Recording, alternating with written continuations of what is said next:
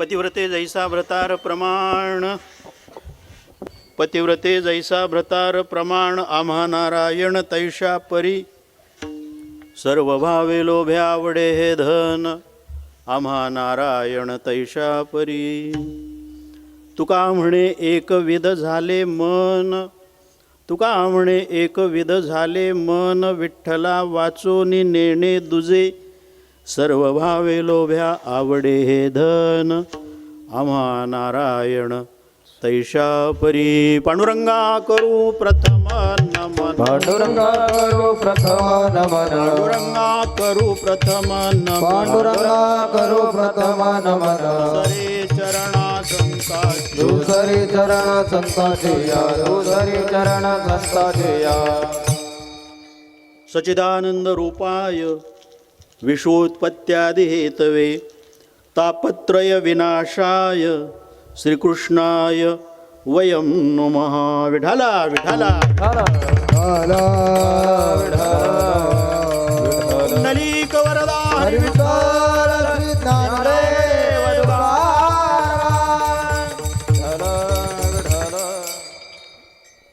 पतिव्रते जैसा भ्रतार प्रमाणाम नारायण तैशा परी, सर्व भावे लोभे आवडे हे धन, आम्हा नारायण तैशा परी. प्रस्तुत प्रसंगी असणारी रौप्य महोत्सवी कृष्णापूर या गावातली ही असणारी नामसप्ताहाची परंपरा यावर्षी रौप्य महोत्सवामध्ये येऊन पोहोचलेली आहे.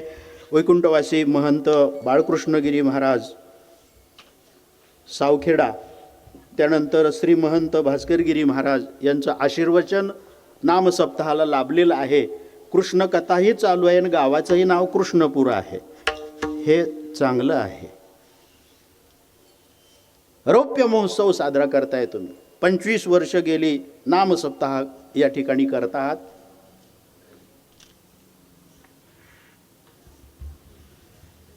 रौप्य महोत्सवी वर्षात तुमची एक जबाबदारी आहे गावकऱ्यांची. कुणी सांगितलं असेल, कुणी सांगतील, नाही सांगतील, पण मी सांगतो तुम्हाला. रौप्य महोत्सव म्हणजे मोठा मंडप, मोठे महाराज, खूप लाइटिंग, हातभर जाहिराती, याला रौप्य महोत्सव म्हणत नाहीत.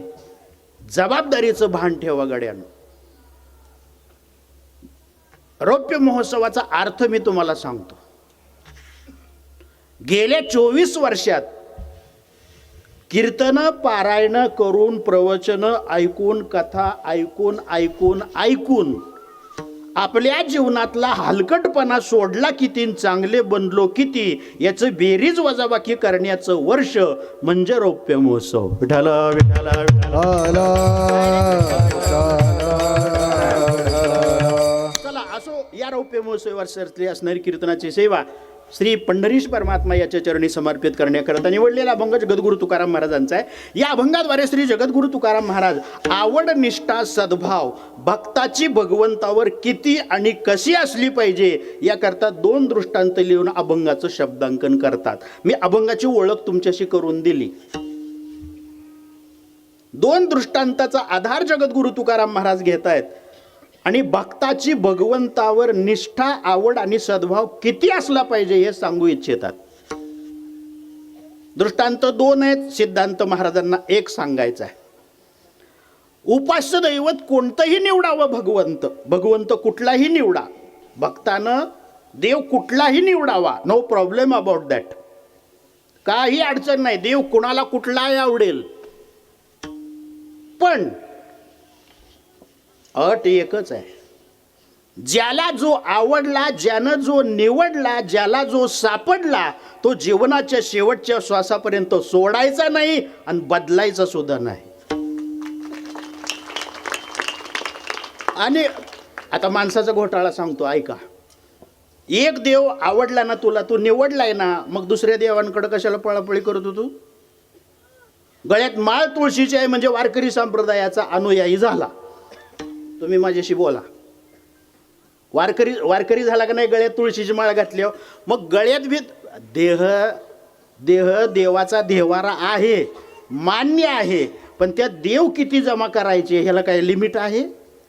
देवारा मोडल ना अशाने, इतकं देव गोळा केल्यावर. गळ्यात तुळशीची माळ आहे, गप्पस आता वारकरी आहेस ना तू, गळ्यात बी माळ तुळशीची घालतोय, पुन्हा खिशेला बिल्ला नरेंद्र महाराजाचा, पेनाव आहे आसाराम बापू, पुस्तकं वाचतो वामन पैची, बैठकीला जातो निरंकारी बाबाच्या, आणि दंडात ताईक कुणाचा म्हणला हाजी मलंगचा, तू नेमका कुणाचा? लाज वाट. हे लक्षात घ्या. ते अनिरुद्ध बापू, आसाराम बापू, बिल्ल्याचं नरेंद्र महाराज, हे जेवढी नावं घेतली ना मी, त्यांच्या विरोधातला आहे असं समजू नका. त्यांना वाईट बोललो का मी? म्हणणं एकच आहे, ज्याला जो सापडेल त्यानं तिथंच राहायचं, बस. सगळीकडं पळापळी करायची नाही. याला काय म्हणतात माहिती आहे का? भक्तीतली पतिव्रतापणा, भक्तीतलं पातिव्रत्य. भक्ती करायचीच असेल तर त्यात पातिव्रत्यच पाहिजे. जयाचे ऐहिक धड नाही, तयाचे परत्र पुससी काही. प्रपंच प्रणित अवस्थेत जर व्याभिचार चालत नाही तर परमार्थात कसा चालेल? नाही चालणार. म्हणून भक्ती करायची, पातिव्रत्याचीच करायची. ज्याला जो आवडला निवडला त्यानं त्याच्याबरोबर जीवनांतापर्यंत, शेवटच्या श्वासापर्यंत आपलं जीवन कंठायचं त्याच भगवंताबद्दल. आणि त्या भगवंतासाठी त्याच्या ठिकाणी आवड किती पाहिजे भक्ताच्या, त्याची निष्ठा किती असली पाहिजे आणि त्याचा सद्भाव किती त्यानं जोपासला पाहिजे, याचं दिग्दर्शन या अभंगात आहे. विठ्ठल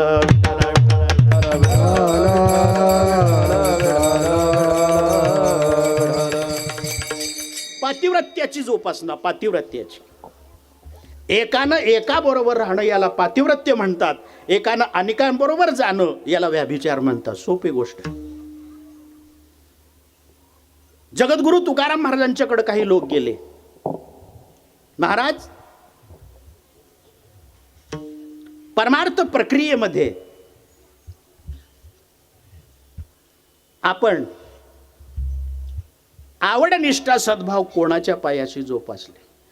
महाराज म्हणतात, काय सांगू? आवड निष्ठा सद्भाव या तीन गोष्टी आमच्या श्री विठ्ठलाच्या पायाशी आहेत. आम्हाला आवडतो विठ्ठल, निष्ठा विठ्ठलाशी आमची कायमस्वरूपी निष्ठावंत भाव म्हणून, आणि सद्भावाची जोपासना पांडुरंग परमात्म्याच्या चरणी.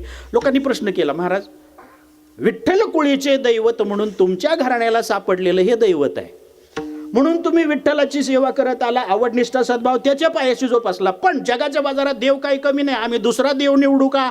महाराज म्हणले, मी नको कुठं म्हणतोय, जा कुठलाही देव निवडा, त्याला धोत बसा, त्याच्या वाऱ्या करा, त्याला पूजा करा, पण 5-25 वर्षानं त्या देवांची सेवा करून गड्या एका प्रश्नाचं उत्तर मला द्यायला या, आणि तुम्ही आल्यावर मी प्रश्न विचारीन तुम्हाला, त्या देवांची सेवा केल्याचा परिणाम काय झाला. माझ्या मते माझ्या प्रश्नाचं उत्तर तुम्ही देऊ शकाल मला काही वाटत नाही खरं. लोक म्हणले, काय विचाराल? आम्ही 5-25 वर्ष दुसऱ्या देवाची सेवा करू आणि तुमच्याकडे येऊन पोहोचू, तेव्हा आम्हाला काय प्रश्न विचारणार आहे तुम्ही? तुकाराम महाराजांनी सांगितलं, माझा प्रश्न असा तुम्हाला असणार आहे,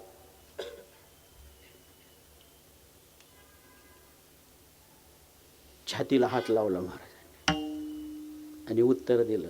माझा प्रश्न असा आहे, वेडे नव्हते आमचे आई बाप, वेडे नव्हते साधू संत ज्यांनी हा भगवंत निवडला. माझ्या प्रश्नाचं उत्तर द्या गड्यानं येऊन तुम्ही. आणि प्रश्न काय केला महाराज? माझ्या पांडुरंगा सारिखा तो माझ्या पांडुरंगा सारिका तो माझा पांडुरंगा सारिका तो माझा पांडुरंगा सुखरूप ऐसा तुझा कोणी सांगा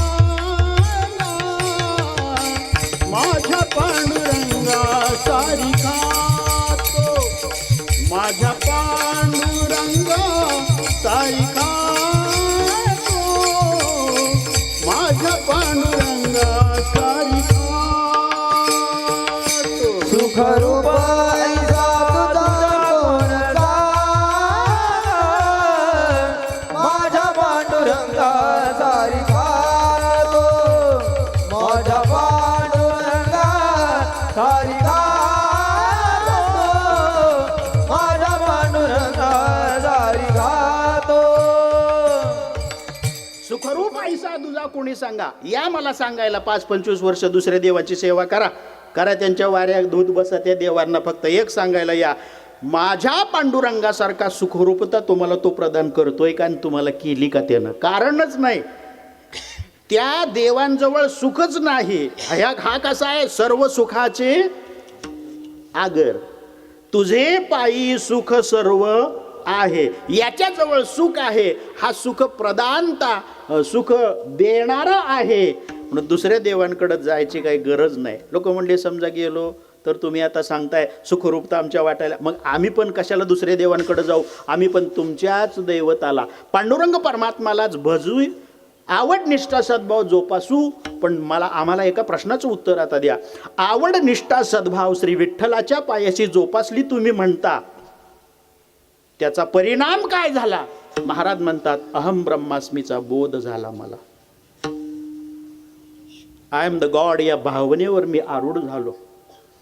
मी वासुदेव तत्वता हे मी मुखानं म्हणायला लागलो. देहोहम संपला आणि देवोहमचा उदय झाला. हा परमार्थातला फायदा फार मोठा झाला. विठ्ठलाच्या पायी आवड निष्ठा सद्भाव जोपासल्याचा परिणाम. आता तुकाराम महाराजांना पुढचा प्रश्न लोकांनी केला. आता एका प्रश्नाचं उत्तर महाराज आम्हाला द्या.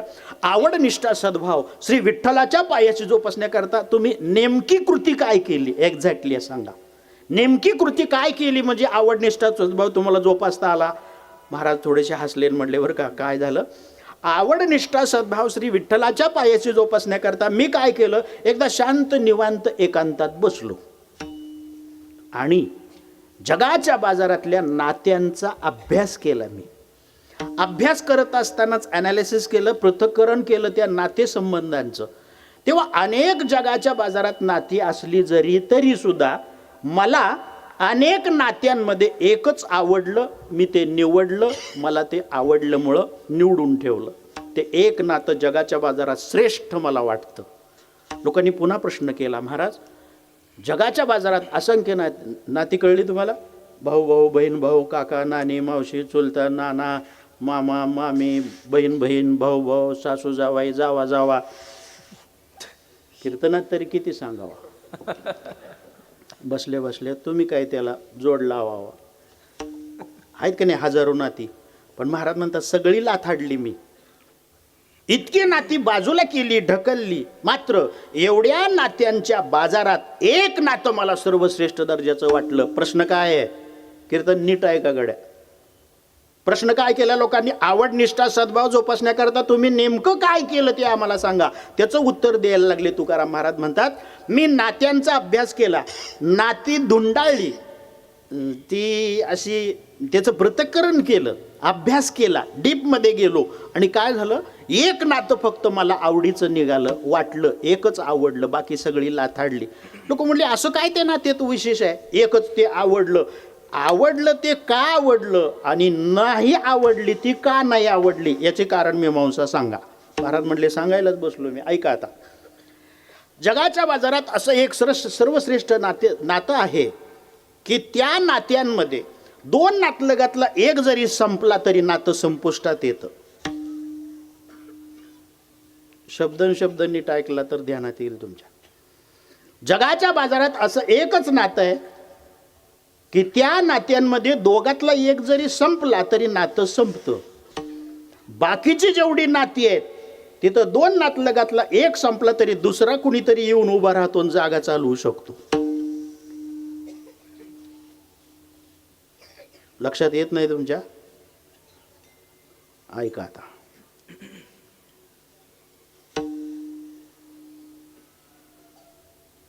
गावाच्या बाहेर अर्धा किलोमीटरवर एकाचा बंगला होता.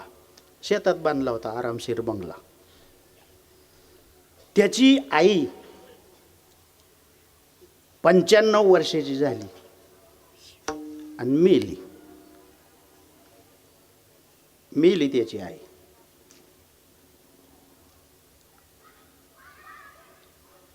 रडलेले लोक यायची, समजून सांगायची. 95ची होती, गेली, आता काय अजून किती जगायला पाहिजे तिनं. एसटीनं फुकाट बी लय पळाली ती, लय हिंडून आली पैठण पंढरपूर त्रिंबकन. तिकीट जेव्हा एसटीचं बंद झालं तेव्हा तिला वाऱ्या सुचल्या होत्या. त्याच्या आधी जात नव्हती. माझी मसन, माझी गंगीन, माझी नातवंडण एवढंच करत बसली होती. एसटी बिना तिकिटाची आहे म्हणल्यावर वाऱ्या केल्या तिनं. जाऊ दे, मरू दे, गेले. पिकलं पान आहे, गळणारच. आणि माणसं मेली पाहिजे का नको? बोला, मेली पाहिजे ना माणसं. पैठणवरनं संभाजीनगरला एसटी चालली. पैठणमध्येच फुल झाली, फुल गच्च भरली ठासून माणसं. 60-62 माणसं झाली पैठणमध्येच. आता पुढं आल्यावर आपलं बिडकी नाही, आणखी काय गाव आहे ते, इथे लोक थांबलेत ना त्याच एसटीत बसायला. आता पहिलीच गाडी फुल आहे. इकडं दुसऱ्या स्टॉपवर असणाऱ्या लोकांना त्या एसटीत जर बसायचं असेल तर त्यांना जागा कधी मिळेल? आतली पहिली उतरली तर. एवढं तरी कळतंय ना? तेच म्हणतोय मी अगोदर बसलेल्यांना, उतरा लागा तुम्ही, आता उतरा. लय गर्दी आहे स्टॉपला, सगळे तुम्ही उतरा. मेली 95ची म्हातारी. चला. आणि गावाच्या बाहेर अर्धा किलोमीटरवर बंगला. लय रडलं. आणि काय मातृभक्त होतं हो चांगलं. छाती बडवायचं आणि म्हणायचं, आई कुडा म्हणू मी, स्वामी तिन्ही. फुकटच्या कादंबऱ्या वाचलेल्या ग्रंथालयातल्या, आणि लय मोठा लेखक असल्यासारखा आवाज आणायचा. स्वामी तिन्ही जगाचा आई विना भिकारी. आज मी खऱ्या अर्थानं भिकारी झालो. लोक म्हणायचे भिकारी काय नाही, जेव आता जेव. म्हणजे नाही, मला जन्म देणारी माझी जन्मदात्री आई गेली, मी घास सुद्धा घेणार नाही. खरंच जेवलं नाही हो, 4 दिवस जेवलं नाही. मातृभक्त 4 दिवस अन्न पाणी घेतलं नाही त्यानं. त्याच गावातल्या त्याच्या आईच्या वयाच्या, गॅप टाकतोय मी, आता कीर्तन सुरू झालंय, पण माझं पॉइंट शब्द कळणाराला कळतात. काय मावले मी काय म्हणलं? त्याच्या आईच्या वयाच्या. शब्द जपून वापरले पाहिजे, त्यातल्या त्यात मराठीचे. आता हे जर मी स्पीडली बोललो असतो, पुन्हा एकदा ऐका. त्याच्या आईच्या वयाच्या. आता ह्याला झटका दिला तर माईकच्या स्टँडने हाणतेल का नाही मलाही? त्याच्या आईच्या असं म्हणलं तर. आता कीर्तन सुरू झालंय, चौकट तयार झाली. आता मी पायऱ्या सुरू केल्या, ऐकत राहता उगं. 22 म्हाताऱ्या त्या गावात, 95च्याच. त्या बायांना कळलं, म्हाताऱ्यांना, अगं त्याची म्हातारी मेली, आपली तर मैत्रीणच होती, पंचमीच्या गाणी आपण म्हणत होतो. आणि ती जेवणा बिचारं त्याचं पोरग, तिचं पोरग, चला. आता हे चला म्हणून ज्या निघाल्या ते सगळ्याची अशा बेंड,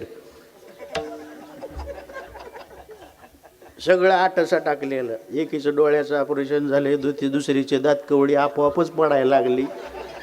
इतकी कवळी ती म्हातारी, इतकी कवळी की मनानच पडायची खाली दात कवळी, पुन्हा येचून घ्यायची आणि आपली पुसू पुन्हा बसवायची दात कवळी, इतकी ती कवळी. आउट ऑफ 80, आउट ऑफ 90 असे सगळे. एकेनं दुसरीला दुसरीनं तिसरीला धरलेली अशी आणि साईड पट्टीनं चालल्या त्या साईड पट्टीनं अशा बेंड 22 शिष्टमंडळच 22 म्हाताऱ्यांचं त्या आणि त्याचा बंगला गाठला अर्ध्या किलोमीटरवरचा आणि तिथं गेला ती बिचारा अंगणातच बसला होता ओटा होता ओसरीचा त्या ओट्यावर बसलेला आणि त्या बाया म्हाताऱ्या गेल्या सगळ्या आणि म्हणल्या जेव बाबा जेव बाबा जेव बाबा ते म्हणल्या नाही बाबा नाही बाबा नाही बाबा. माझी आई गेली जन्मदात्री आई गेली आई कुणा म्हणू मी मला जन्म दिलेली माझी माता गेली मायेचा सागर माझ्यासाठी आटवून गेला. एक म्हातारी म्हणजे काय म्हणतोय मेला. दुसरी म्हणली तुला ऐका येत नसलं तर पुन्हा त्याच्यात डोकं घालीत जाऊ नको तुझी आधा.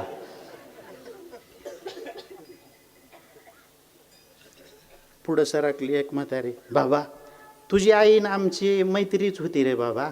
पंचमीला गाणी म्हणायला तुझी आई यायची गावात आणि लय भारी गाणी म्हणायची पण भाव खात नव्हती. चांगली होती म्हातारी तुझी. आणि 1937 साली आम्ही एकाच वर्षी नांदायला कृष्णापुरात आलेल्या बाया. आता तू आईला म्हणजे आता हे तर बी बघा कसं बोलू तरी मी तुझ्या आईला आलं देवाचं बोलावणं तुझ्या गॅप टाकत जा. आईला आलं देवाचं बोलावणं गेली बिचारी कॉल आला जावंच लागतंय. आम्हाला बी येतो की मिस कॉल कवा बाबा. हां पोरं संभाजीनगरला नेऊन मिस कॉल काढून आणते ती ICUतनं. पण येणार झटका एखाद दिवशी आम्ही बी जाणारच. गेली तुझी आई जेव बाबा जेवणाचा नाही नाही नाही मी जेवणार नाही मी एक म्हातारी पुढं सरकायची कोणी पाठीवरनं हात फिरवायचं जेव बाबा जेवणाचं नाही नाही नाही नाही नाही. एक म्हातारी आणखीन पुढं सरकायची चिकटायची जवळ जाऊन आणि त्याच्या गालावरनं हात फिरवायचे मायेनं जेव बाबा. आता ते हात काय मऊ आहे का. 90च्या पुढं रापलेला तो हात खरखर वाजायचं गालावर त्याच्या काटाच यायचा अंगावर. आता 16-18चा हात आहे होई तो मऊ लागायला. नाही मी जेवणार नाही. अरे पण का जेवत नाही आई गेली माझी. अरे मग आम्ही बी जाणार आहे तू तरी कुठं राहणार आहे. जेव ते म्हणलं पण मग आई कुणाला म्हणाय. ते म्हाताऱ्या म्हणल्या आईचाच प्रश्न आहे ना. आम्ही 22 जणी आहे ह्यातल्या एकीला आई म्हण कुणाला बी म्हण नाही तर सगळ्या जणीला म्हण चालतंय. हे त्याला पटलं लगेच उठलं उपोषण सुटलं प्रकरण मिटलं. 9 भाकरी बाजरीच्या कुस्कारून गोळाचं गोळं तोंडात टाकायचं आणि ती बाजरीच्या भाकरीचं गोळं दुधासंग गोड लागायचं मस्तपैकी. 2-4 दिवस उपाशी मिळतं.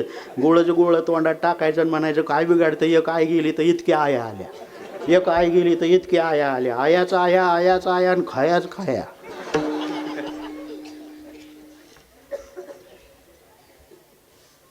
जगाच्या बाजारात असं एक नातं आहे की तिथं बदली कामगारच चालत नाही. ही ज्याची आई मिळती 1 महिन्यानं त्याची बहीण वारली पुन्हा बसलं उपाशी. हाताकडं बघायचं आणि म्हणायचं राखी कोण बांधील. सुने हे मनगट्ट सारे. कमरेकडं बघायचं करदोडा कोण देईल मला आता. भाऊजीला कोण ओवळायला येणार. रडायचं. गावात पुन्हा बातमी पसरली 5 दिवस तो बिचारा जेवणा त्याची बहीण मेली म्हणून. 42 तायड्या आणि एकटाच बावड्या. 42 तायड्यांचं शिष्टमंडळ त्याला घरी गेलं. जेवणा माझी ताई गेली ना मग आम्ही आहे ना 42 जणी. तू बी तर पडायला येत जाऊ नको घरी. आम्ही तुझ्या घरी येतो राख्या बांधतो तुला करदोडा सुद्धा आणखीन बांधायला आम्ही भाऊजीला ओवळून देतो. पटलं उपोषण सुटलं. म्हणलं आता 42 जणीच्या राख्या मनगटापासून दंडापर्यंत राहिले तर मांडीला पायाला बी राख्याच चोहीकडे. भाऊबीजेला करदोडा देतील ना म्हणला. एक बहीण एकच देते. एवढीत की इतक्या तायड्या मला करदोडा देणार. एक बांधून बाकीच्या करदोड्याचा एखादा कासरा वळू आणि बांधू एखादा गोट्यातला वळू असं म्हणला. वळू नाही असं म्हणलं. मिटलं ते प्रकरण. आई मिली आया मिळाल्या. बहीण मेली, इतक्या बहिणी मिळाल्या, नात तुटलं का? नातं संपलं का? अबाधित राहिलं ना, नातं चालूच राहिलं ना. आता त्याच्याच घरी यम कसा सोकल सारखा, काय दूधवाला येवे ते सारखा यायला. पण आता तुम्हाला समजण्यास करता मी काय करू आता. 15 दिवस गेले आणि त्याची बिचाऱ्याची बायको मेली.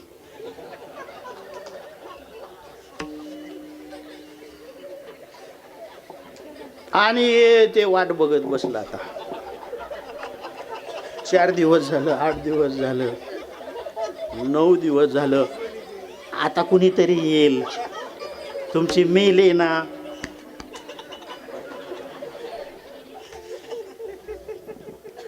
मी आहे ना म्हणत. कुणीतरी येईल येईल म्हणून बसल्या जागी अंगणात 10व्या दिवशी मेलं, पण जागा चालवायला कुणी नाही आलं. काय कारण? पती पत्नीत्वाचं नातंच असं जगाच्या बाजार श्रेष्ठ आहे. दोघातला एक संपला की नातं संपुष्टात येतं, अबाधित राहतं. तुकाराम महाराजांना प्रश्न काय केलता लोकांनी? तुम्ही आवड निष्ठा सद्भाव विठ्ठलाच्या पायाशी जोपासली म्हणता, त्यामुळं अहम ब्रह्मास्मीची जाणीव तो बोध तुम्हाला झाला म्हणता, तर ती क्रिया करण्याकरता नेमकं काय केलं? तुकाराम महाराज म्हणतात हे केलं. काय झालं? सगळ्या नात्यांचा अभ्यास केला आणि मग पती पत्नीत्वाचं नातं जगाच्या बाजार श्रेष्ठ आहे हे जेव्हा आम्हाला ते निवडलं आणि डोकं चालवलं चांगलं. महाराज म्हणतात आवड निष्ठा सद्भाव जोपासण्याकरता जगाच्या बाजारात श्रेष्ठ असणारं पतिपत्नीत्वाचं नातं आम्ही त्या पांडुरंगाबरोबर जोडलं. अभंगाचं पहिलं चरण. पतिव्रतेचे व्रतान प्रमाण, पतिव्रतेचे व्रतान प्रमाण, पतिव्रतेचे व्रतान प्रमाण, पतिव्रतेचे व्रतान प्रमाण, पतिव्रतेचे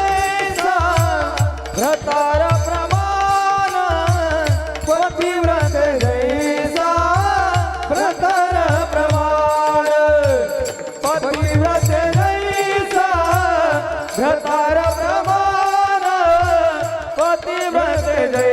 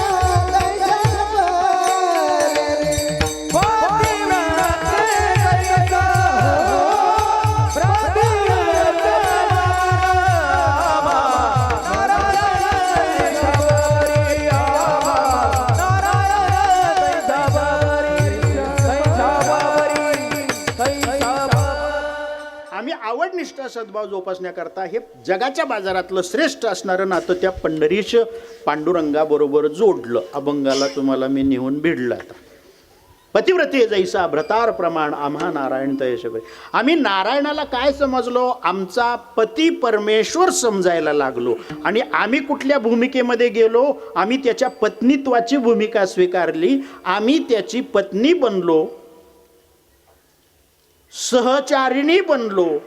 पण पहिला शब्द महत्वाचा आहे, नुसती पत्नी नाही, पतिव्रता पत्नी बनलो. पतिव्रता पत्नीची भूमिका आम्ही घेतली आणि पती परमेश्वर पांडुरंगाला केला. मग पतिव्रता पत्नीला जसा आपला पती प्रिय तसा आम्हा नारायण तैशापरी. कैशापरी? पतिव्रते जैसा भ्रतार प्रमाण ऐशापरी. भ्रतार म्हणजे नवरा, सखा, पती. पतिव्रतेला पती किती आवडतो? पतिव्रता होण्यासाठी काय करावं लागतं? ऐका, पतिव्रता काय तशीच होत नाही. लग्न झालेले स्त्री पत्नी होते पण पतिव्रता नाही. बारका वगळतो का ह्यातला? अक्षदा पडल्यानंतर तू पत्नी झालीस पण पतिव्रता नाही अजून. आणि जर पतिव्रता व्हायचा असेल तर एक नंबरची अट आहे, पतीची या मता अनुसरोनी पतिव्रता. हा पेपर सोडवावा लागतो, हे परीक्षा पास व्हावं लागते तर पतिव्रता बनता येत आहे. पत्नी बनायचं सोपं आहे. ते नवरा मुलगा येतो, तिला बघतो, आपलं बघायचा कार्यक्रम होतो, 10-5 जण घेऊन गेलेला असते, टुकार गँग सगळी, किंवा आमच्याकडं हुरडाफुकी म्हणतात त्यांना, हुरडाफुकीची गँग सगळ्याची. गाडी एकाची, पेट्रोल दुसऱ्याचं, बूट तिसऱ्याचा, मोबाईल चौथ्याचा, उसना नेलेला कारभार सगळा. बरं तिथं गेल्यानंतर तर ते कार्टी आता बघायला गेलोय ना मुलगी, म्हाताऱ्या माणसाला तर न्यायचं बंदच झालंय अलीकडं. म्हाताऱ्यांना नेतच नाही ती. मी म्हणतो आता त्यांना एसटीची तिकीट नाही म्हणल्यावर तरी न्यावं का नाही? म्हातारी लय चाबरी असते. जिथं मुलगी बघायला गेलंय ना तिथनं कधी उठतेली आणि आलोच म्हणते पिचकारी मारून. शेजारची 3 घरं धुंडतन म्हणतं पोरगी काय लायकीची आहे. हे या नालायकांना नाही कळत. मुलगी बघायला गेली तरी मोबाईलवर अशी करत बसते. का मुलगी बघायला आलाय तुम्ही? गेली ही मुलगी बघायला, मुलगी आली, पाणी देऊन गेली, ह्यांनी नाही बघितली. मुलगी आली, पोहे देऊन गेली, ह्यांनी नाही बघितली. मुलगी आली, चहा देऊन गेली, कुणीच नाही बघितली. ज्यानं बघायची त्या सुद्धा रेड्यानं बघितली नाही, नुसतं मोबाईल चाळत बसले. शेवटी ती मुलगी कंटाळते, अरे मला बघायला आलेली नेमकं कोण आहे? ती भावाला बोलवते घरात आत, आणि आत बोलवून भावाला म्हणते, भाऊ अरे ह्यातला नेमका परश्या कोणचा आहे? मला बघायला आलाय ते शहाणा कोण आहे नेमका? म्हणजे म्हणतो ते पिवळ्या टी शर्टवाला बसलंय नाही ते तुला बघायला आला, बघ बरं नीट पसंत आहे का? मुलगी म्हणते हां छान आहे. बस तिचं काम संपलं.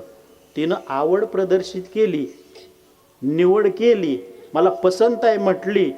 तारीख कोणती धरायची तिला नाही विचारत, किती तोळ्याचे दागिने करायचे तिला नाही विचारत, लग्न दुपारी करायचं का संध्याकाळी करायचं, कार्यालयात करायचं का आपल्या शेतात मंडप घालायचा का दारातल्या अंगणात मंडप, कोणी त्या मुलीला विचारत नाही. एकदा तिनं होकार दिला की बस. मग लग्नाच्या दिवशी ते लग्न वगैरे होतं, मणिमंगळसूत्र, सप्तपदीचे 7 फेरे, नाव घेणं वगैरे सगळा काम कार्यक्रम झाला. अक्षदा त्या अंगावर पडून गेलेली असतात. ती झाली पत्नी. पण पतिव्रता आहे का अजून?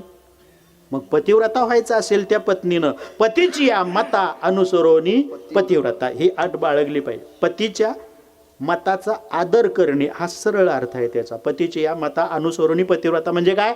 नवऱ्याच्या भावभावनेचा आदर करायचा, त्याचं मत विचारात घ्यायचं. अक्षदा पडल्या ना तुझं मतच उकरून काढायचं नाही. तू अजिबात, तुझ्या मताला किंमतच नाही. अक्षदा पडल्यात ना तुझ्यावर, त्या नवऱ्याच्या मताचा तो विचार करायचा. काय काय बायांचं लय येडेपणा, दिवसातनं 25 वेळा नवऱ्यालाच म्हणते. मी काय म्हणते ऐका ना, माझं काय मत आहे, माझं काय मत. तुझं मत मातीत घाल, तुझ्या मताला विचारतो कोणाचा? अक्षदा पडल्या का तुझ्या मताला तू मुठ माती द्यायची बस. तू राहायचं, चालायचं, वागायचं, बोलायचं कसं तुझ्या नवऱ्याला आवडतंय तसं. हे सोपं कळतंय ना तुम्हाला? नवऱ्याच्या मताचाच करायचा आदर, त्याचीच राखायची कदर. आणि तो म्हणला ना कायम ठेवायचा डोक्यावर पदर.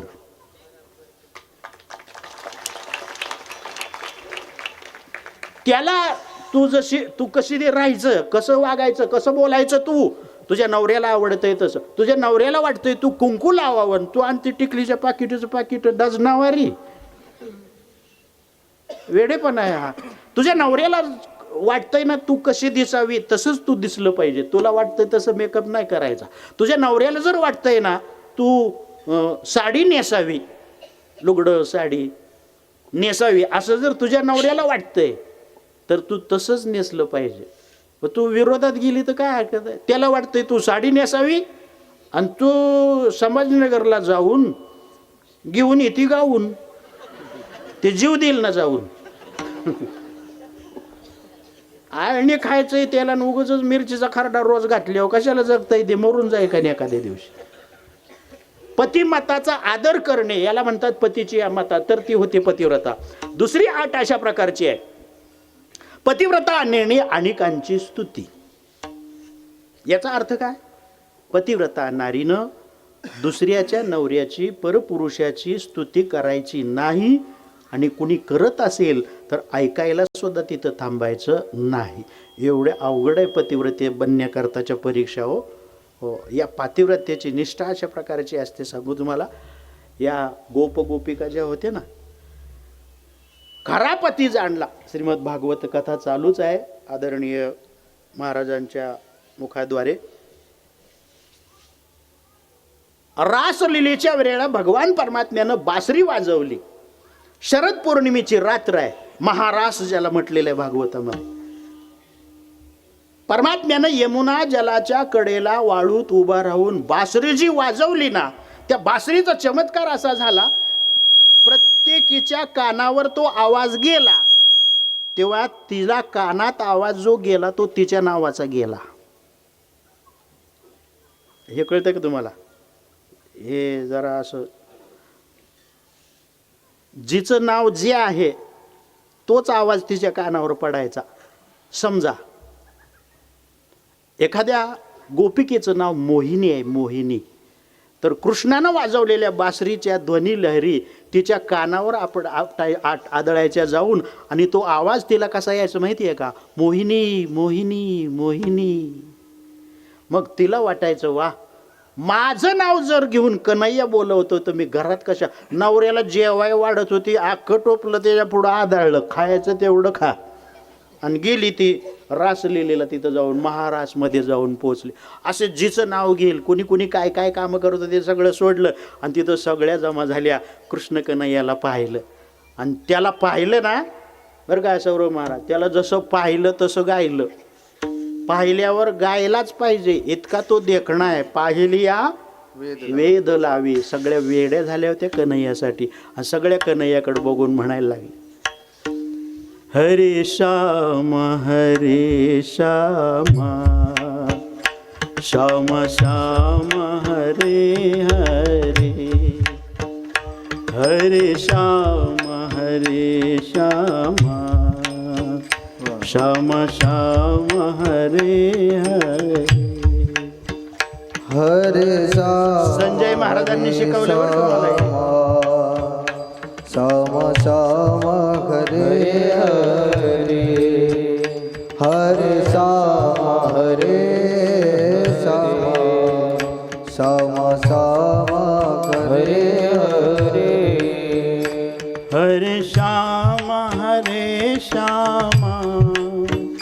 श्याम श्याम श्याम हरे हरे, हरे श्याम हरे श्याम, श्याम श्याम हरे हरे, हरे श्याम श्याम श्याम श्याम हरे हरे, हरे श्याम हरे श्याम, श्याम श्याम हरे हरे, हरे श्याम श्याम श्याम श्याम हरे हरे, हरे श्याम श्याम श्याम श्याम हरे हरे, हरे श्याम हरे श्याम, श्याम श्याम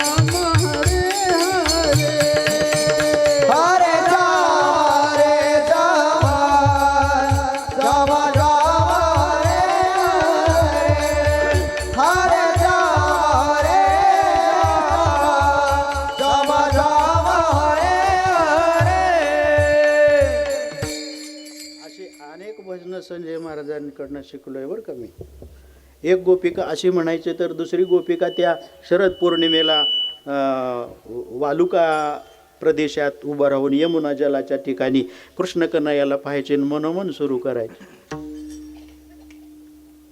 श्री कृष्ण गोविंद हरे मुरारे हरे मुरारे हे नाथ नारायण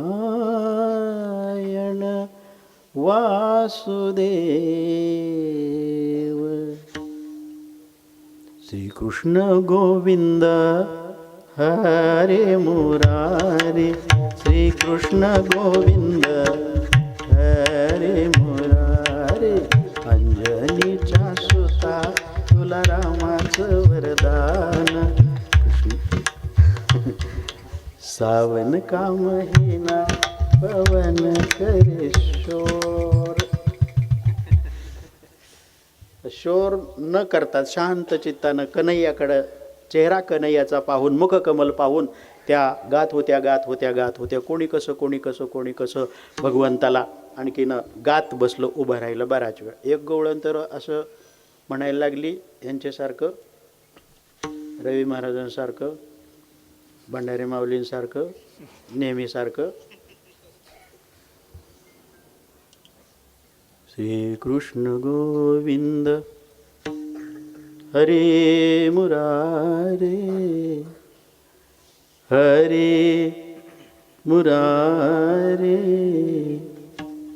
हे नाथ नारायण वासुदेव. 100 साल पहले ये 25 बरस हो गए अभी तो और 100 साल होने के. मुझे तुमसे प्यार था आज भी है और कल भी रहेगा. श्री कृष्ण गोविंद हरे मुरारे हरे मुरारे हे नाथ नारायण वासुदेव. आणि देवानं विचारलं ए गोपिकांनो का आला तुम्ही? घरदार नाही तुम्हाला, लेकरं बाळ नाही तुम्हाला, पती देवाला सोडून इकडं आला का आला? तेव्हा त्या हसल्या म्हणल्या बाप रे बोलावलं तर येणच. आणि आता विचारतो का आला? अरे एक तर म्हणली मी नवऱ्याला कोंडून आली बाबा. एक म्हणली तव्यावर भाकरी टाकायची ती टाकलीच नाही का अजून मी भाकरीच करते अशी येत आली. इतक्या लांब धावत आली हातात भाकरी तशीच आहे अजून थापतेच आहे. आम्हाला प्रपंच प्रणितावस्थेचा विसर पडला कारण तुझी बासरी तशा प्रकारची आम्हाला मोहवून टाकणारी आहे. आणि अनेक नावं परमात्म्याला असले जरी तरी माझ्या मते दिस इज माय ओपिनियन माझ्या मते मुरलीवाला मुरारी हे नाव घरच्यांनी नाही तर गोपिकांनी त्याला ठेवलेलं आहे कारण त्याची मुरली तशी होती. म्हणून त्या मुरलीवाला नावानं हाक मारायच्या गोपिका. ज्यांनी त्याची मुरली ऐकली त्या मुरलीवाला म्हणे. मन मोहन मुरलीवाला मन मोहन मुरलीवाला. का आला? त्यांनी सांगितलं प्रपंच बाजूला केला आणि तुला भेटायला आलो. तूच तर आम्हाला बोलवून घेतलं. देवाने सांगितलं तुम्हाला डोकं पाहिजे का तुम्हाला अक्कल पाहिजे हां? नवऱ्याला घरी सोडून तुम्ही आला इकडं रात्र आहे काट्याकुट्यात वनात हिंडू नये. तेव्हा त्यातली एक जण अशी म्हटली असावी बरं का. तेव्हा त्यातली एखादी म्हटली असावी शब्द फक्त ध्यानात ठेवा. मग ती अशी म्हटली असावी बहुतेक आताची त्या वेळेला नसावी पण ती त्यावेळेला म्हटली असावी. मुळीच नव्हतं रे काना. मला हे काय पटाना पण कोड काय सुटाना. मुळीच नव्हतं म्हणते तर मग गेली कशाला. बरेच आहे तसं म्हणजे विरोधाभासाच्या गोष्टीवर का. मी पाण्याला जाते आता सांगते ना तू जाते रडू नको बाळा. मी पाण्याला जाते मग आता कळलं ना आम्हाला पाण्याला जाते. पुन्हा कशाला सांगायचं, पाण्याला जाते पाणी घेऊन. मग पाण्याला जाते तर काय राखील घेऊन येते? हे माझ्या डोक्यात नाही येते. जाती पाण्याला सांगते तर कशाला पुन्हा आणखी मग तेच घेऊन येते. मग सांग. चला विरोधाभास सोडून द्या.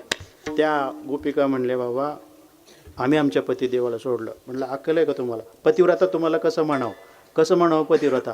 तेव्हा देवाने एक दृष्टांत सांगितला आणि मग त्या गोपिकांनी सुद्धा एक दृष्टांत सांगितला. ते भागवत कथेमध्ये ऐका तुम्ही. भगवान परमात्म्यानं सांगितलं, यायला नको होतं. त्या गोपिकांनी एक दृष्टांत देऊन सांगितलं, देहदारी पतीच्या अंमलामध्ये, देहदारी पतीच्या त्या आमच्यावरच्या दबावामध्ये राहण्याच्या ऐवजी आत्म्याचा खरा पती कोण असेल तर कन्हैया तू आहेस, म्हणून त्यांना सोडून दिलं आणि आम्ही तुझ्याकडे आलो. याचा अर्थ आम्ही खऱ्या पतिव्रता आज झालो. कळलं का तुम्हाला? पतिव्रता नारीला शब्द बघा की अभंगाचे काय, पतिव्रते जैसा भ्रतार प्रमाण. मग बाकीचं काय? बाकीचं काही नाही, बाकीचं सगळं अप्रमाण, फक्त भ्रतार प्रमाण. कळतंय का तुम्हाला? जग अप्रमाण, पतिव्रता नारीला फक्त आपला भ्रतार, आपला नवरा, आपला पती काय म्हणतोय ते बस, तेवढंच तिला प्रमाण. बाकी जगातलं काही ती जाणत नाही, मानत नाही, कोणालाच मानत नाही अजिबात. भ्रतार प्रमाण बस, अप्रमाण सगळं तिला. याविषयी मला महाराज म्हणून लोकांनी सांगितलं. ते जेवत होते मी ऐकत होतो.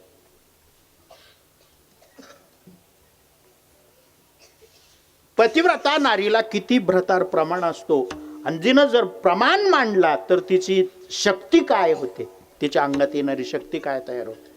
त्यासाठीचा दृष्टांत ऐका. शांडिल्य आणि सुमित्रा या दोघी बहिणी होत्या.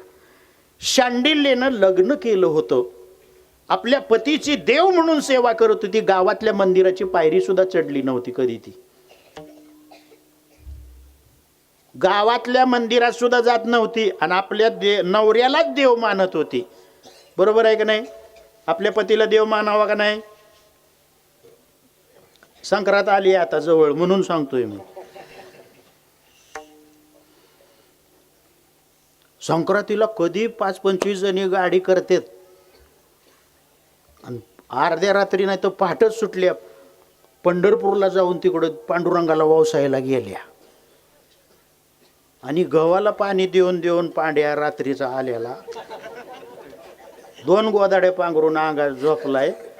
ऊन लागल्यावरच उठला. मग पोरगी बारकी खेळत होती तिथं, पुरीला विचारलं मग ती म्हणते काय दादा आई कुठे आहे तुझी? म्हणली आई आणि गावातल्या बाया पंढरपूरला वावसायला गेल्या. आता ह्या पांड्याला गरम पाणी देईल कोण?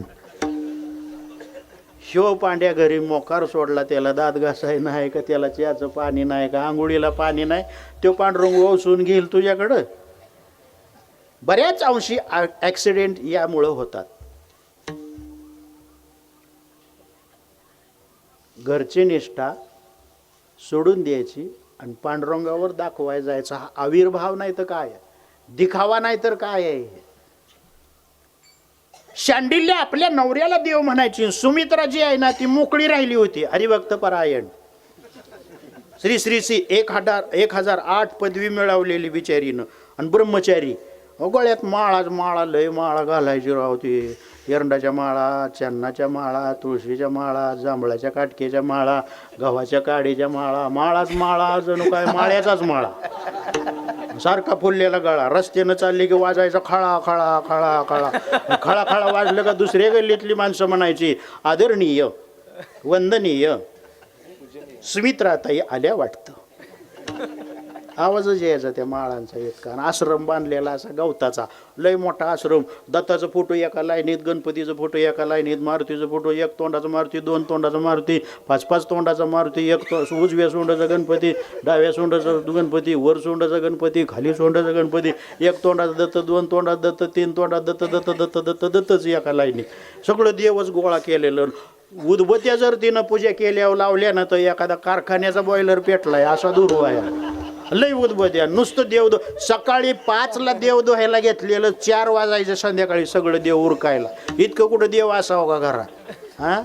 आणि मग मोकळा वेळ झाला का चालली काशीला, चालली प्रयागला, चालली कन्याकुमारीला, चालली रामेश्वरला आणि यात्रांना जायची.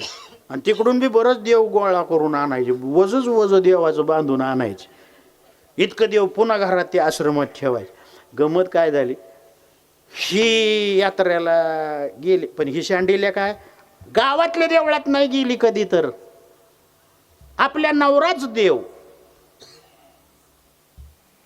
सुमित्रा यात्रेवरनं काशी प्रयाग मथुरा वृंदावन करून आली का नाही की गप बसत नसायची, ह्या शँडिलेला चिडवायची जाऊन. रस्ताच मध्ये पलीकडे तिचा आश्रम आणि इकडे हिचा वाडा होता. सुमित्रा शँडिलेला चिडवायची, काय ग नवऱ्याची सेवा करत बसती, कशाला लगीन केलं तू, पोरं होणार त्यांचे घाण काढावे लागणार, देवदेव कधी होणार, कधी तुला काशी मिळायची करायला, कधी काशीला जाशील, कधी कन्याकुमारीला जाशील, कधी रामेश्वराचं दर्शन होईल, मी बघ कशी हिंडती, मोकळी आहे मी, असं ती म्हणायची. मोकळी आहे, मला इकडं का गेली म्हणायलाच नाही कोणी. माझ्या मनाची मी स्वामिनी, माझ्या मनाची मी राणी, माझ्या मनाची मालकीन. नवऱ्याला सगळे विचारतीन, त्याच पाय दाबत बसतीन, त्याची सेवा करतीन, उठबस करते. अगं माझ्यावाने तुला देवदेव कधी होणार, मी बघ आत्तापर्यंत 26 वेळा काशी केली.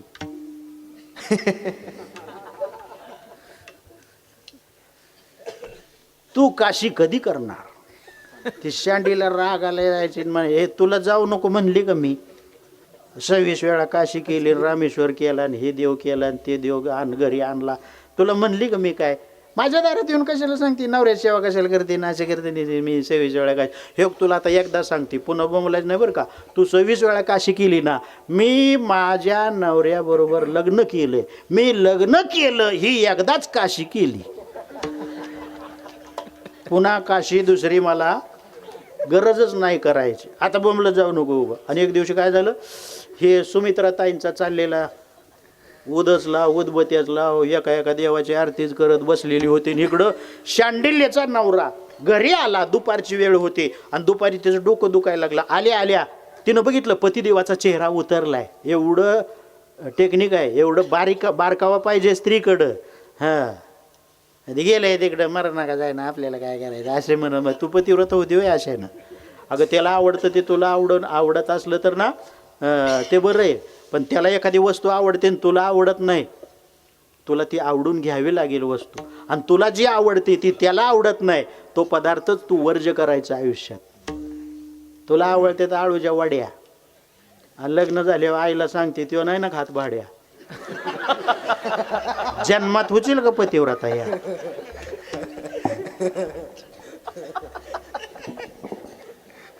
त्याला आवडतंय, तुला तेच आवडलं पाहिजे. एवढं तिनं बघितलं शांडिलीनं आपल्या नवऱ्याचा चेहरा चुकलाय. ती म्हटली, प्राणनाथ आपणास काही होतंय का.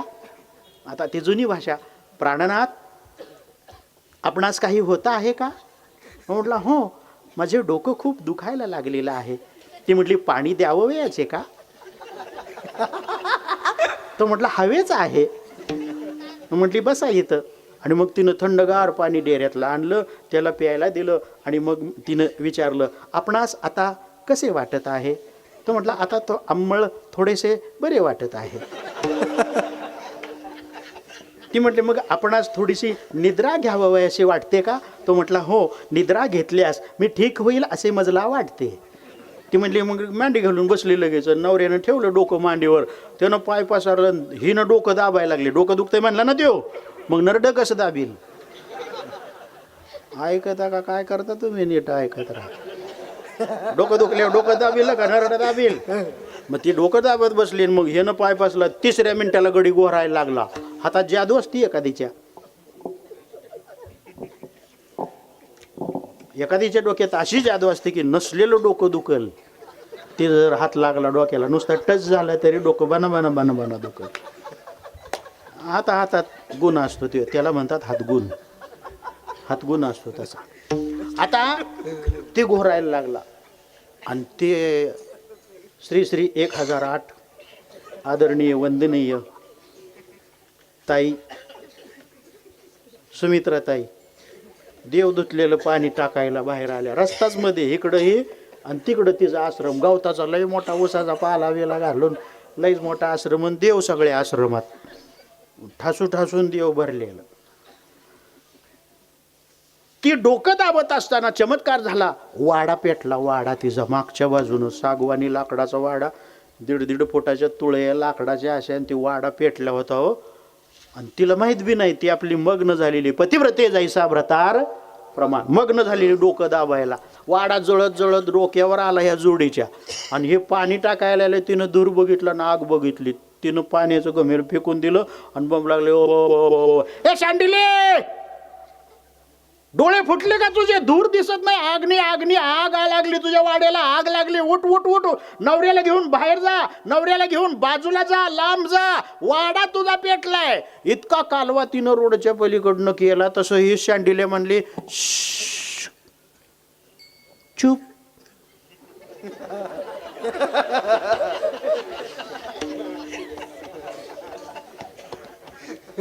माझ्या पतिदेवास निद्रा लागलेली आहे, तू का बरे एवढी मोठ्यानं ओरडत आहे?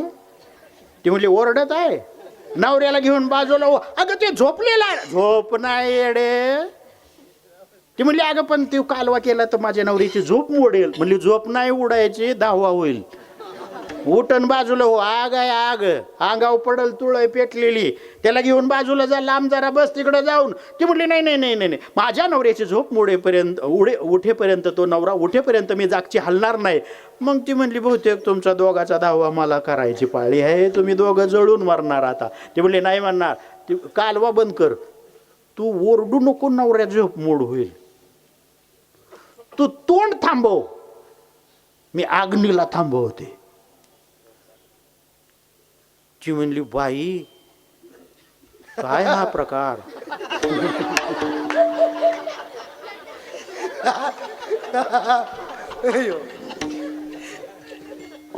ती म्हणली, पुन्हा बोल एकदा. तू तोंड बंद कर, कालवा करू नको, नवरा उठल. तू तोंड बंद ठेव, मी अग्नीला जागेवर थांबवते. ती म्हणली, अग्नी थांबल कसा? ती काय घरची म्हस आहे वय? हल्या केल्या थांबायला.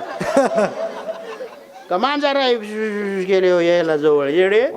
अग्नी थांबणार नाही. ती म्हणली, थांबल ग, फक्त तुझं तोंड थांबव. ती म्हणली, पण मला विश्वासच नाही.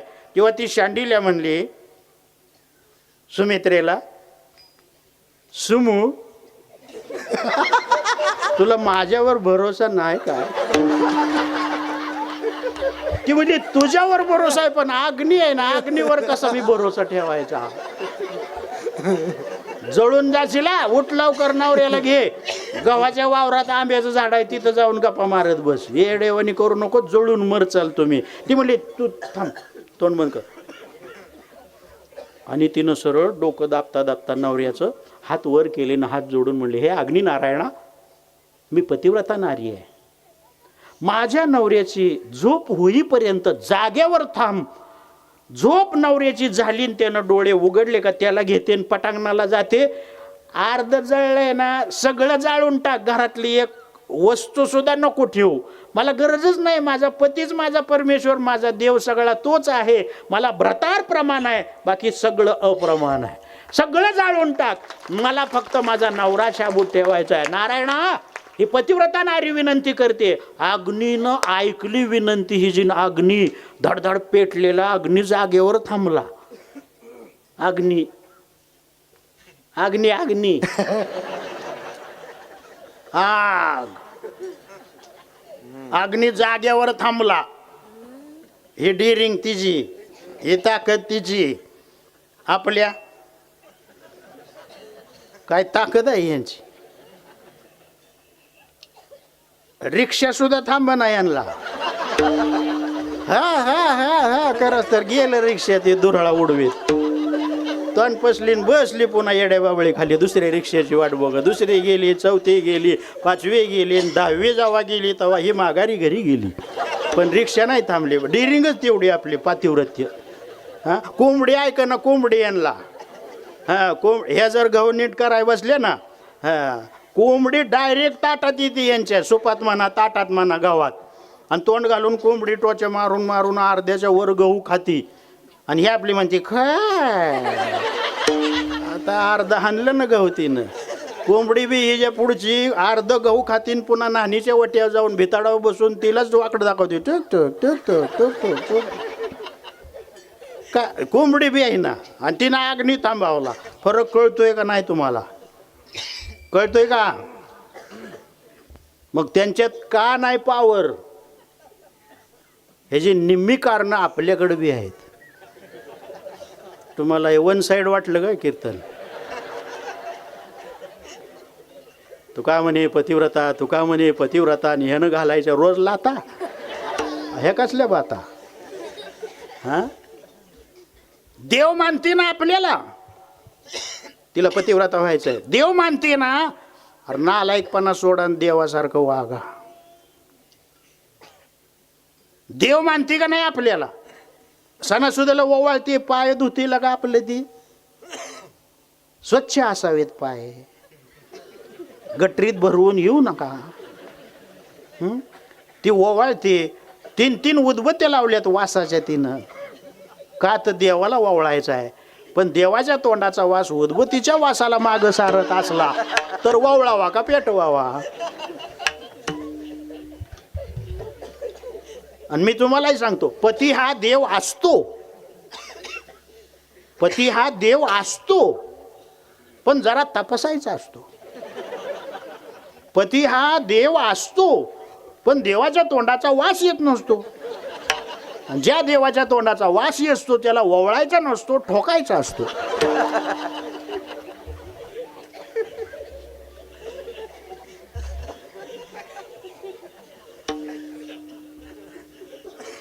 लयच पेतोय बाया, काय करावं बाया, काय करावं? तुझ्या हातातली गोष्ट आहे नवऱ्याची दारू सोडणं.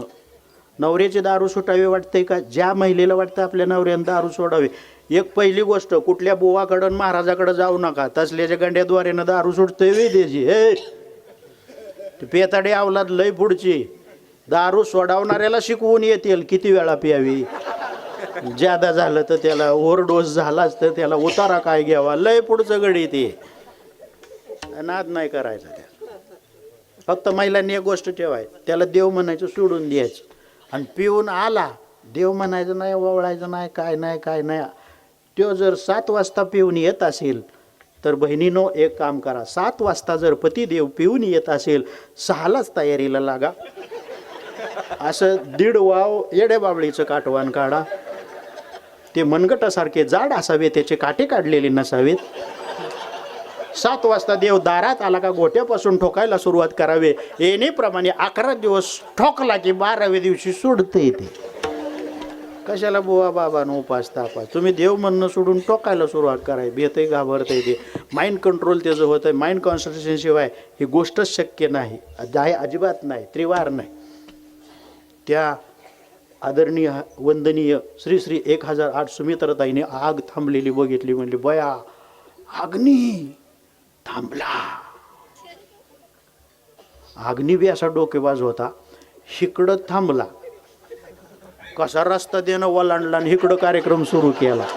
चागळाचा माल नुसता चागळाचा धडधा पेटला. माघारी बघितलं म्हणजे ओ माझा आश्रम, माझा आश्रम, माझा आश्रम, माझा आश्रम. पण म्हणली माझ्या आश्रमात किती देव आहेत, एक तरी देव माझा आश्रम अग्नीपासून वाचविल. तिनं एकटीने अग्नी थांबवला. 1300 देव माझ्या आश्रमात आहेत. मोजून गणपती दत्त, एक तोंडाचा, 2 तोंडाचा, प्रकारे प्रकारे प्रकारे 1300 देवापैकी एकाही देवानं आश्रम वाचवला नाही. देवच जळून मेलं.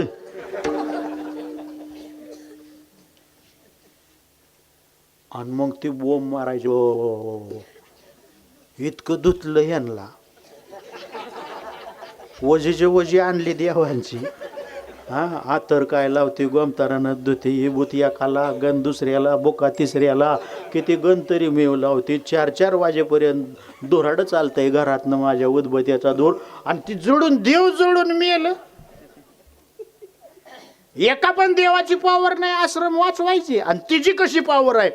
अग्नीला जागे होता, सगळी राख रांगोळी झाली. हे जे होतं की नाही ते नवरा शँडिलेचा, त्याची झोप झाली, ते उठलं, पुढचं काय त्याने बघितलं नाही, उठलं. ते म्हणली प्राणनाथ आपली निद्रा पूर्ण झाली. तो म्हटलं हां पूर्णत्वास गेली. आता आपणास कसे वाटत आहे. तो म्हटलं आता खूप छान आणि बरे वाटत आहे. मग म्हटली चला आपल्याला आंब्याच्या झाडाखाली जायचं आहे. तो म्हटलं इथं काय होतंय. ती म्हणली आपला बंगला पेटलाय, घर वाडा, मी तुमची झोप लागली होती म्हणून अग्नीला जाग्यावर थांबवले.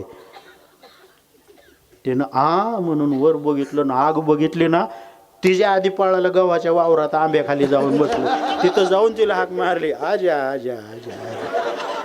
आणि तिथं दोघांच्या गप्पा चालल्या. तर ही ज्या सगळ्या आश्रमाची राख झालेली, काटकी घेऊन बघितलं तिनं राख पुन्हा तपसून, कोणाचा त्रिशूळ आहे का, कोणाची गदा बिदा राहिली का, कुठलाच पेर पार्ट नाही देवाचा गावला. आणि मग जी बोंबलत आली ना आंब्याखाली गेली. ताई तू अग्नीला थांबवलंच कसं. म्हणली पतिव्रतेच्या जोरावर, पातिव्रतेची ज्याज्वल्य निष्ठा माझ्यात आहे, त्या निष्ठेच्या जोरावर मी अग्नीला थांबवलं. ती म्हणली तायडे तुझ्यासारखी ताकद माझ्या मध्ये सुद्धा आली पाहिजे. ती म्हणली मी पतिव्रत आहे, मग मला पण पतिव्रता व्हायचंय. आदरणीय श्री श्री आता बोंबालती, मला सुद्धा पतिव्रता व्हायचंय. ती म्हणली तू होशील कशी, तुझं तर लग्न नाही. म्हणली लग्न तर मला करायचंच नाही बरं का, लग्न तर मला करायचंच नाही म्हणली. म्हणली बिना लग्नाची तू पतिव्रता होतीलच कशी. म्हणली ती नवरान पोरण घाण काढायची तसले मला नाही, मला पतिव्रता व्हायचंय. ती म्हणली पण लग्न केल्याशिवाय पतिव्रता होता येत नाही येडे. माझा पती हा देव मानलाय, मी त्याची सेवा केली म्हणून पावर मी अग्नी थांबवू शकते. तुझं नवराच नाही ना तुला. ती म्हणली मग करावंच लागेल काय. नवरा केल्याशिवाय तू पतिव्रता होशील कशी. ती म्हणली बर करू करू करू लग्न बी करू. ती म्हणली येडे आता तू म्हणती करू, पण आता मी काय करू. तू म्हणते आपण लग्न करू, पण आता मी काय करू. ती म्हणली का मला तयार आहे ना मी आता लग्न करायला. अगं तू लाख तयार आहे येडे, पण हे पासिंग वाढलं ना आता, RTO नको का मिळायला. नाही कळत. हा फरक आहे पश्चिम महाराष्ट्र आणि मराठवाड्यात. आता येडे हे म्हणजे कसं माहिती का, MH15, MH12, MH18, MH20, MH25 का होईना त्याला पासिंग होतंय RTOचं समजा. पण आता हे MH68 वर गेलं तुझं पासिंग, आता RTO तरी मिळायला पाहिजे की नाही. आता कोण तुला होय म्हणील कसं तुझं लग्न व्हायचं. ती म्हणे नाही ताई मला लग्न करायचं मला. ती म्हणे थांबू ग, धिंगाणा करू नको, रडू नको, हे हार घे. तिनं हार दिला. म्हणली जा गावात, जो पुरुष पहिल्यांदा भेटेल त्याच्या गळ्यात हार घालायचा आणि त्याला नवरा मानायचा. पतिव्रते जैसा व्रतार प्रमाण. मी अजिबात चरण सोडलं नाही बरं का, दृष्टांत किती देईन. नवरा मानायचा, देव मानायचा, दुसऱ्या देवाची सेवा करायची गरज नाही. त्यालाच देव मानायचा. सखा पती परमेश्वर तो प्रमाण, जगातलं सगळं अप्रमाण. ती मग तिनं हार घेतला, गावात गेली. आता गारठ्याचं अंधार पडलेलं, गारठ्याचं कोण निघतो बाहेर.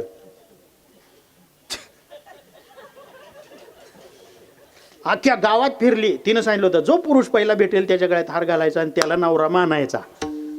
पण बाहेरच नव्हतं ना कुणी गारठ्यामुळं. सगळं गाव धुंडाळलं, कुणीच नाही. मग नदीच्या कडेचा रस्ता धरला तिनं. अर्धी रात्र झालेली, इतका गारठा. पण नदीच्या जवळनं जाताना डुबुक डुबुक डुबुक पाण्यात तिला आवाज आला. ती म्हणली बाया मसर गुरं सुद्धा एवढ्या अर्ध्या रात्रीचं इतक्या गारठ्याचं पाण्यात नाही जायचं. कशाचा आवाज होतोय बघू तरी. जवळ जाऊन डोळ्याला ताण देऊन बघितलं तर अंधार तर होताच. जवळ जाऊन ताण नजरेला देऊन बघितल्यानंतर तिला एक माणूस आंघोळ करताना दिसला. ती म्हणली बाय बाय बाय असं कसं काय होऊ शकतं, एवढ्या रात्रीचं अंधारचं गारठ्याचं कोण आंघोळ करत असं. ती जवळ गेली आणि तिनं विचारलं डायरेक्ट, एवढ्या अंधारा रात्री एवढ्या गारठ्याचं थंडी वाऱ्याचं कोण बरं आंघोळ करतंय. तर ते नदीत जे आंघोळ करत होतं ते, आणि हिने विचारलं एवढ्या रात्रीचं कोण बरं आंघोळ करतंय. आता त्याला आला राग. नाकाचा शेंडा नव्हता त्यामुळं बोलणं बी त्याचं कळत नव्हतं. ते नाकाचा शेंडा नसल्यामुळं पाण्यातनंच बोंबालनं येऊन या अन्या नातीने ते येऊन सुद्धा आम्हाला कोणी आंघोळ्या घालून येत नाही. म्हणली वा क्या आवाज.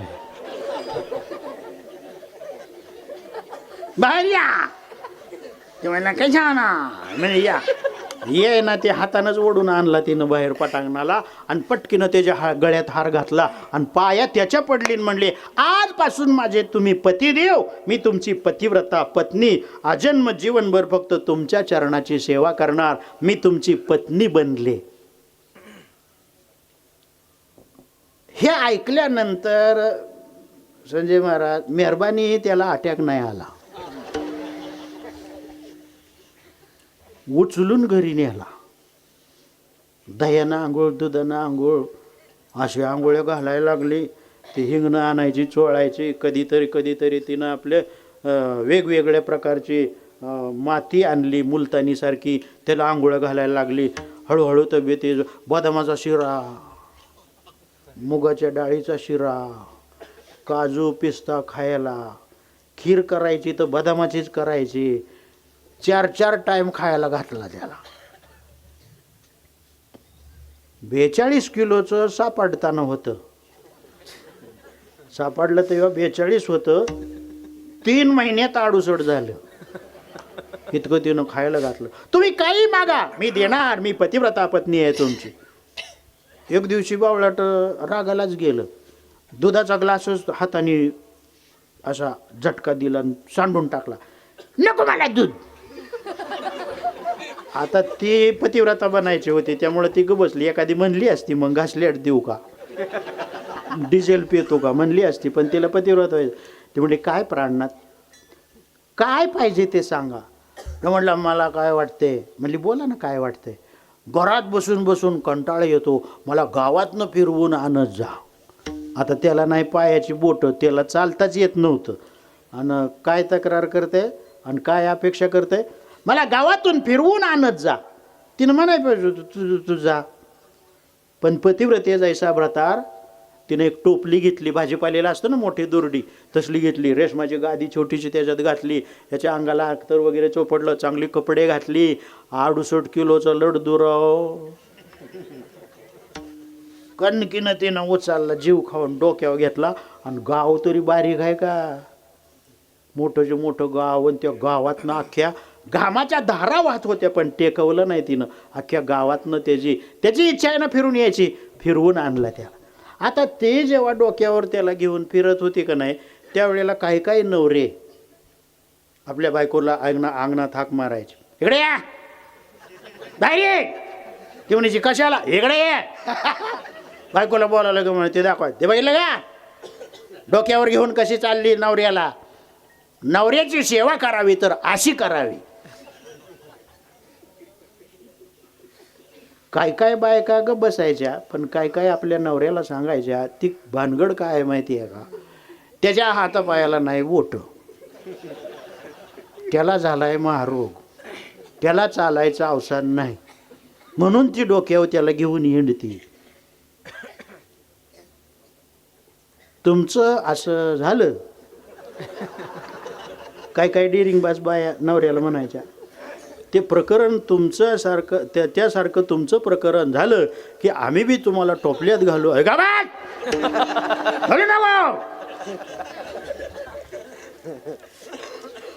एक दिवशी फिरून आलं, फिरता फिरता पुन्हा रुसलं आणि म्हटलं मी नाही जेवणार, मी आंघोळ नाही करणार, मी दूध नाही पिणार. ती म्हणली झालं काय.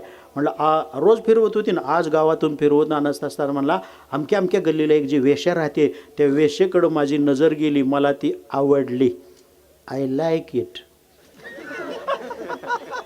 ती म्हणली आता दुसरी असती तर म्हणली असती तुम्ही आहे का फिट, तुम्ही आहे का नीट.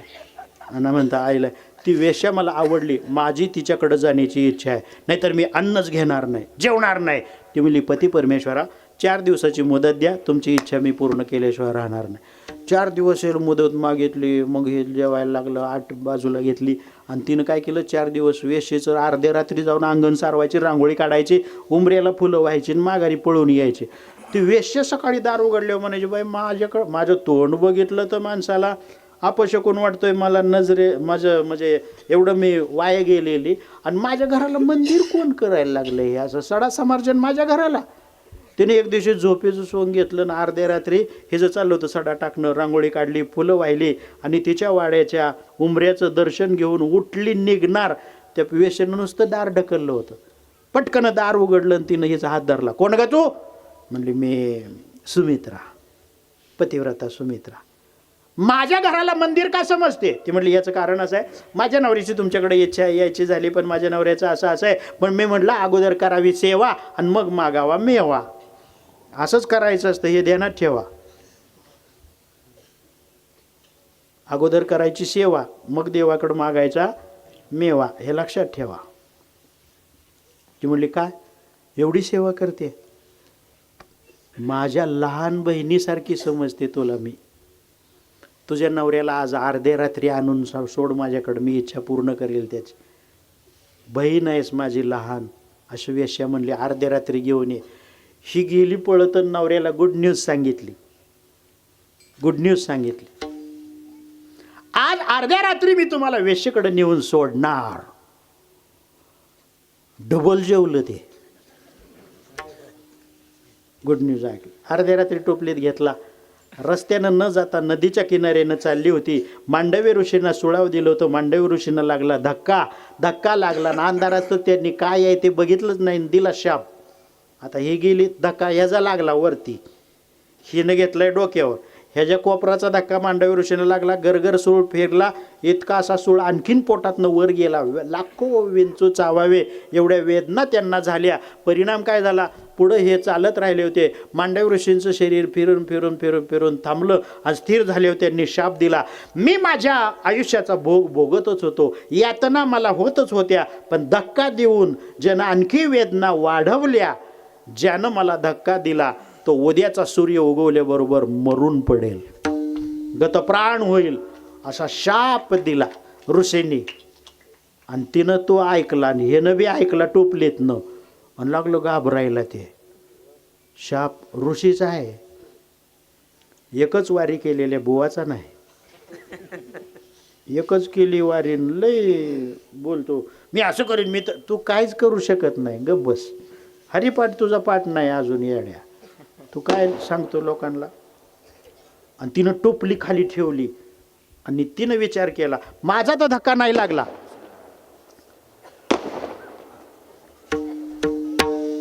कधी येतं हे?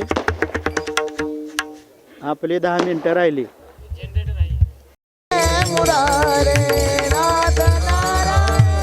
हरी बोल श्री कृष्ण गोविंद हरे मुरारे, हे नाथ नारायण वासुदेव.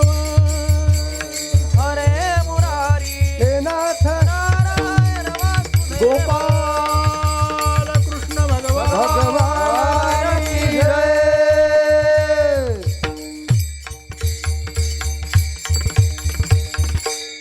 आणि मग अंधार असताना दिलेला शाप तिच्या कानावर आल्यामुळं तिनं टोपली ठेवली. अंधारात दिला होता शाप. आत्ता कसा झालता तसा तिथं अंधार होता. आणि मग तिनं आपला धक्का लागला नाही 100% तिला माहीत होतं, पण म्हणली नवरा वर बसलाय त्याचा लागला का चौकशी करावी म्हणून ती टोपली खाली ठेवली. नवऱ्याला तिनं विचारलं तुमचा अर्ध्या मिनिटापूर्वी कोणाला धक्का लागला का? आता त्याचा लागला बी होता आणि त्यानं शाप बी ऐकला होता, सूर्य उगवला की धक्का मारणारा मरून जाईल. ते घाबरलेलं होतं आणि हिनं विचारलं प्राणनाथ अर्ध्या मिनिटापूर्वी तुमचा कोणाला धक्का लागला का? ते म्हणलं हां. मी म्हण ती म्हणली थांबा मी त्याची चौकशी करणार, त्याशिवाय तुम्ही कसे मरणार? गप्प बसा. ती माघारी गेली आणि विचारलं कोण आहात आपण? त्या देहानं उत्तर दिलं मांडव्य ऋषी असं या देहाचं नाव आहे. तुम्ही आता शाप दिला? म्हटला हो दिला. ज्यानं धक्का मला दिला त्याला मी शाप दिला. म्हटले धक्का देणारा दुसरा तिसरा कोणी नसून माझा पती आहे, मी त्याला परमेश्वर मानते आणि मी पतिव्रता नारी आहे. तुम्ही हे बघा निबिड अंधार आहे, डोळ्यात बोट घातलं तरी दिसणार नाही असा अंधार असताना नजर दिसला असता तुम्ही सुळावरचे तर मी बाजूने गेले असते ना. नजर चुकीनं झालेला अपराध आहे. तुम्ही मांडव्य ऋषी, मग तुमची बुद्धी अशी कशी? तुम्ही शाप द्यायच्या आधी करायला पाहिजे होती चौकशी. ते म्हणले कसली? त्याने सांगितलं, ऋषीने सांगितलं, मला धक्का दिल्यामुळं शरीर फिरलं आणि इतका सूळ माझ्या पोटात आणखीन वर निघाला, त्याच्या वेदना झाल्या, मला वेदनेपोटी मी शाप दिला. ती म्हणली, पण शाप द्यायच्या आधी चौकशी करायची होती, नजर चुकीनं घडलं हो. अजाणतेपणे घडलेल्या गुन्ह्याला एवढी मोठी शिक्षा? बोलणं माघारी घ्या आणि माझ्या नवऱ्याला शाप द्या. ते ऋषीने सांगितलं, काय करायचं ते कर, मी दिलेला शाप नाही माघारी घेत, त्याला सूर्य उगवल्यावर मरावंच लागेल. हे ऋषीचं बोलणं पुन्हा ऐकलं आणि ते टुपलीतच रडायला लागलं, मी मरणार. ती पळत आली आणि पुन्हा सांगितलं, don't talk any single word with me about this subject. पुन्हा माझ्याविषयी याविषयी बोलायचं नाही, तुम्ही मरणार नाही, मी तुम्हाला मरू देणार नाही. म्हणला, तू काय करणार? बघा तर मी काय करते. सरळ पूर्व दिशेला तोंड केलं आणि सांगितलं, पूर्व दिशेला तोंड करून, सूर्यनारायणा, तू उगवल्यावर माझा नवरा जर मरणार आहे तर तूच उगवू नको, मी पतिव्रत आहे. तू उगवायची ताकद असली तर दाखव उगवून. हातच असे कमरेवर ठेवले आणि डेरिंगनं पूर्व दिशेला उभा राहिली तोंड करून. सूर्यनारायणा, तू उगवायचं नाही आणि ताकद असली तर दाखव उगवून. पतिव्रतेला ओव्हरटेक करायची तुझी ताकद नाही, मला चांगलं माहीत आहे. आणि पूर्व दिशेला उभं राहिली ना, पहाट झाली, दिशा लाल नाही झाली. 6 वाजल्या, दिशा लाल नाही. 6:30 वाजल्या, सूर्यच उगवला नाही. 7 वाजल्या, 9 वाजल्या, 10 वाजल्या, सूर्यच उगवेना. हे पॉवर आहे यांची. पण कोणाची? जिनं भ्रतार प्रमाण मानला आणि जगाला अप्रमाण मानलं. सगळे गोष्टी अप्रमाण मानल्या, फक्त नवऱ्याला प्रमाण मानलं. तिनं सूर्य जाग्यावर, आता सूर्य जाग्यावर थांबल्यावर स्वर्गात लगेच मीटिंग बसली ना, इंद्राध्यक्ष सगळ्या देवांना म्हणायचं, असं कसं झालं, असं कसं झालं, असं झालंच कसं. काय काय म्हणायचं, हे चौकशी आयोग तुम्ही नेमायचा असतो, तुम्ही अध्यक्ष आहे ना. आम्हालाच विचारता, असं झालंच कसं, असं झालंच कसं, असं झालंच कसं, किमती एवढ्या वाढल्याच कशा, सत्तेवर कोण आहे, रस्ते एवढे खराब झालेच अजून राहिलेच कसे, सत्तेवर कोण आहे. आम्हालाच विचारता, असं झालंच कसं. ह्यासाठी बटणं दाबली आम्ही. इंद्र म्हणायला लागला, सूर्य अजून उगवलेला नाही, बहुतेक त्याची तब्येत बिघडलेली असावी. नारद म्हणला बाकीच्या देवांना, ही बावळाटा अध्यक्ष भेटले आपल्याला. ह्याच्या बापानं म्हणलं होतं का सूर्याची तब्येत बिघडली असेल, रजेचा अर्जच आला नाही. हे लय येड आहे. नारदांना इंद्रदेवाने सांगितलं, अध्यक्ष नाही तर तुम्हाला सांगतोय मी, चौकशी आयोग नेमा आणि याची चौकशी करा आणि तपासा आणि ते लगेच अभ्यास करून मला येऊन लगेच त्याचा याची कारण मीमांसा सांगा. इंद्र गेलं बघितलं तर सूर्याला गाठ घेतली सूर्याची. बाबा तू का नाही उगावला? म्हणलं डेअरिंगच नाही आपली. का? ती पतिव्रता नारी आड उभं राहिली आणि पतिव्रतेला ओव्हरटेक मी करणार नाही. गेला इंद्राला सांगायला नारद, पतिव्रता नारीनं सूर्याला भीती दाखवली म्हणून सूर्य उगवत नाही. लगेच ब्रह्मा विष्णूकडं, महेशाकडं या इंद्रानं बघितलं, म्हणला पतिव्रतेचं प्रकरण आहे, तुम्ही चांगलं हाताळू शकता, तुम्ही जा आणि तिला बाजूला करा. ती तिघं बी म्हणले, अध्यक्ष, पतिव्रतेच्या वाटेला गेल्यावर काय होतं ह्याची अद्दल आम्हाला घडली. 15 दिवस झाले, मार्गशीर्ष शुद्ध पौर्णिमा. पतिव्रता नारीनं 6 महिन्याची बाळ केली ती आमची, आणि कापडं नव्हती आमच्या अंगावर. मेहरबानी त्यावेळेचा फोटो कोणी आमचा अपलोड केला नाही फेसबुकला. कापडच नव्हती, बिना कापडाचं भात खायचो, दूध प्यायचो, खुशाल उमरीच्या झाडाला पाळणा टाकलेला 3 in 1चा पाळणा. ते ग एकाच पाळण्यात होतो. आदल घडली. कोणाच्या बी वाट जायचं, पण आम्ही गाणंच तयार केलंय आता, नाद करायचा नाही पतिव्रतेचा, दुसरा कोणाचाही नाद करू. इंद्र म्हटलं, मग राहू दे, नका जाऊ, जगाचा व्यवहारच चालू होणार नाही सूर्य नाही उगवला तर. पुन्हा देवांना काळजी पडली, म्हणली हे येड आहे, आता कसं काय करणार, ह्याच्या नादाला लागून चला चला चला चला. आणि ह्या तिघांनी नाटक केलं आणि अनुसया मातेला गाठलं. म्हणजे आपण टप फाईटला जायचंच नाही तोंडाला पुढं. एक पतिव्रता दुसऱ्या पतिव्रतेकडे जाऊन द्यायचे. अनुसया मातेकडे गेले, प्रणाम माताश्री, प्रणाम माताजी. अनुसया मातेनं तिने देवांना बघितलं, म्हणले, कार बाबा परत आला तुम्ही, मी पाळणा बनवू दुसरा? ते म्हणजे नको, आता पाळणा विसरा, आता पाळणा नको आम्हाला. एक प्रकरण आहे नाजूक. काय आहे?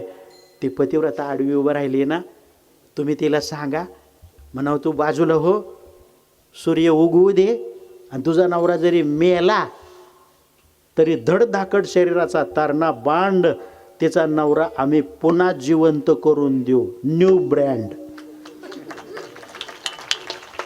अनुसूयामात्याने सांगितलं मी जबाबदारी घेते पण तुम्हाला ती पार पाडावी लागेल. म्हणले का नाही पाडणार, ती महान पतिव्रता नारी आहे. तिने देवांनी हात जोडले, हा पतिव्रतेचा अधिकार आहे. गेले अनुसूयामाताने तिला सांगितले हो बाजूला, उगवू दे सूर्याला. तिनं नमस्कार केला. म्हणले अनुसूयामाता तुम्ही महान ज्येष्ठ पतिव्रता आहे, मी कनिष्ठ आहे. पण सांगू तुम्हाला अडचण अशी आहे, मी कशाला आडवी उभं राहीन सूर्याला. त्या बाबांना अंधारात बघितलं नाही, शाप देऊन टाकला. हो सूर्य उगवला तर माझा नवरा मरणार आहे. ती टोपलीतलं लगेच लागलं रडायला. मी म्हणणार ती म्हणली गप असा ना तुम्ही, डोंट टॉक आणि सिंगल वर्ड म्हणलं तरी तुम्ही पुन्हा पुन्हा मध्ये मध्ये शब्द तो मध्ये वापरता. तुम्ही नाही मरणार. ते म्हणलं मग सूर्य उगवले मरणार, पण मी सूर्यच नाही उगू देणार. अनुसूयामाता म्हणले तसं नाही चालणार, जगाचा बाजार चालू नाही राहणार, वनस्पती सुकून जातील, सजीव सृष्टीला त्याचा त्रास होणार आहे. बाजूला हो, सूर्य उगवू दे. ती म्हणली पण माझा नवरा मरेल त्याचं काय. ते म्हणले तू हे सूर्य तू बाजूला हो, सूर्य उगवू दे, नवरा मरू दे, पुन्हा तुझा नवरा तारणा बाण निरोगी शरीराचा मी तिन्ही देवांकडनं जिवंत करून घेते का नाही बघ. आणि ती बाजूला झाली. सूर्य उगवला, प्रकाश या टोपलीवर पडल्याबरोबर ते मरून पडलं. आता प्रॉब्लेम असा आहे, त्या सुमित्रेनं पतिव्रता, महान पतिव्रता, ज्येष्ठ पतिव्रता अनुसूयामातेला एवढंच म्हटल्या करा की आता जिवंत. नुसतं बघितलं का तिन्ही देव हजर झाले. हे नजरेतली ताकद आहे. बघितल्या तिन्ही देव पळत आले, ब्रह्मा विष्णू महेश.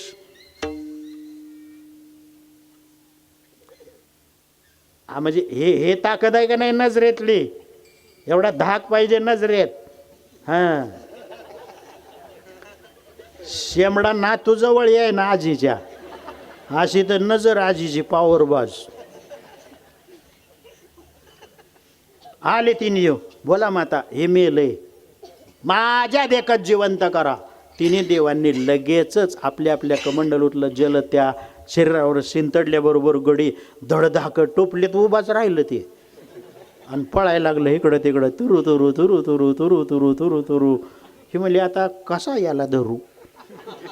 पहिलं घावत होतो, टोपलीत नेत होते, आता हे पळायला लागलंय तुरु. उपकार झाले मातोश्री, तुमच्यामुळं माझा पती निरोगी शरीराचा मला आणखी पुनश्च परत मिळाला. पण आणि साहेब एक गोष्ट सांगाल का. ते म्हणले काय. एक गोष्ट स्पष्ट करा, माझा नवरा मेला होता आणि आता तो जिवंत झाला आहे, म्हणजे थोडा वेळ का होईना मी विधवा झालते. नीट आहे का, थोडा वेळ का होईना मी विधवा झालते. मी कुंकू पुसून टाकलं होतं, आत्ता लावते परत. माझा नवरा जिवंत झाला आहे, पण थोडा वेळ माझं कपाळ पांढरं होतं आणि मला वैधव्याचा विटाळा आला होता. थोडा वेळ का होईना आला होता, त्याचं काय करणार. अनुसूयामाता हसलेन तिला सांगितलं सुमित्रे, तो वैधव्याचा विटाळ जो तुला आला होता ना, थोडा वेळ तुझं कपाळ विधवापणाचं पांढरं होतं ना, तो विधवापणाचा थोड्या वेळचा तुझा जो विटाळ आहे ना, तुला एकटीला नाही घेऊ देत.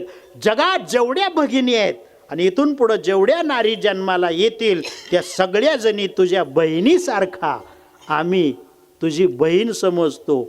आणि तुझा थोड्या वेळचा विटाळ आहे ना, आज ही अनुसूया जगातल्या सर्व स्त्रियांना 4-4 दिवस तो विटाळ वाटून देते. तेव्हापासून विटाळ सुरू झाला. ही आख्यायिका आहे. कशाचं पातिव्रत्य आहे, मेलेला पती जिवंत करणं. कशाची धमक आहे, उगवत्या सूर्याला आड उभं राहिलं तर सूर्याची उगवायची ताकद नसणं. याचं कारण आहे पातिव्रत्याची जाज्वल्य निष्ठा. जगद्गुरु तुकाराम महाराज म्हणतात, हे पातिव्रत्य आम्ही जोपासलं म्हणून आवड निष्ठा सद्भाव आम्ही जोपासू शकलो, म्हणून अहम ब्रह्मास्मीच्या पदाला जाऊन पोचलो. पतिव्रते जैसा भ्रतार प्रमाण आम्हा नारायण तैशा परी.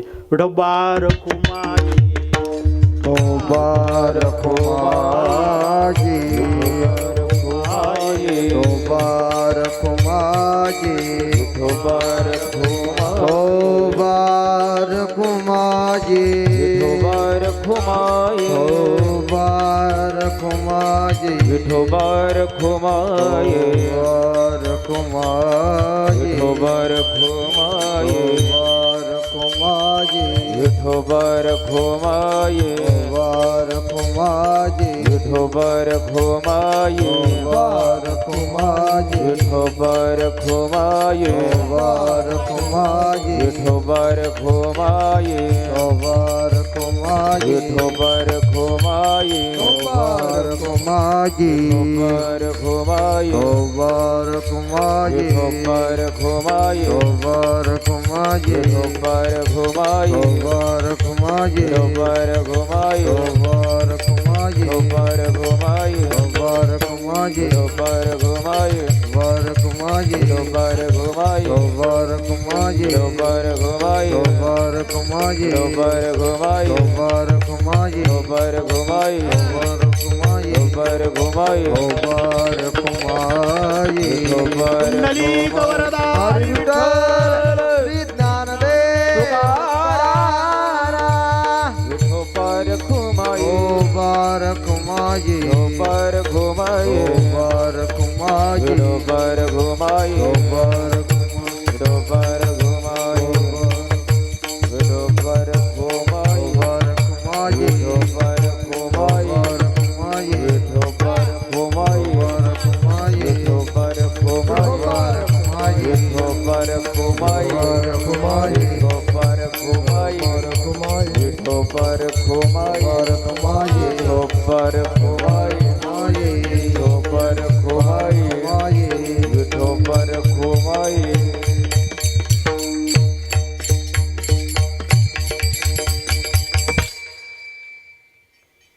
ओके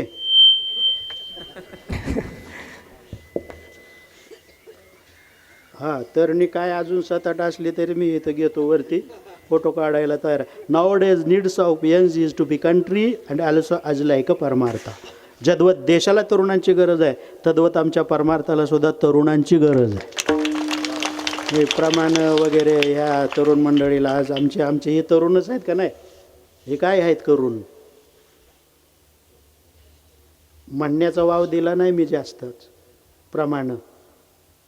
काही कीर्तनकारांची गायनाच्या संदर्भात कीर्तनं असतात ते ते ते जोपासतात. आमची बोलायची आणि अभंग सोडवायची जास्त इच्छा असते. आम्ही आमच्या लाईननं चालणार. आमच्यात बी बरेच लाईन आहेत हां आणि असलेच पाहिजे त्या, का नको. कोणाला गायन ऐकावं असं वाटतं. गाणारे आहेत ना कीर्तनकार आमच्यात भरपूर आहेत, बोलणारे. काहींचं संस्कृत जास्त असतं, एक काही गिऱ्हाईक त्यांना बी. सगळ्या प्रकारचा माल आहे आमच्याकडं, पण आमचा ताल आहे, आमचा रस्ता आम्ही काही सोडत नाही. असतो चला.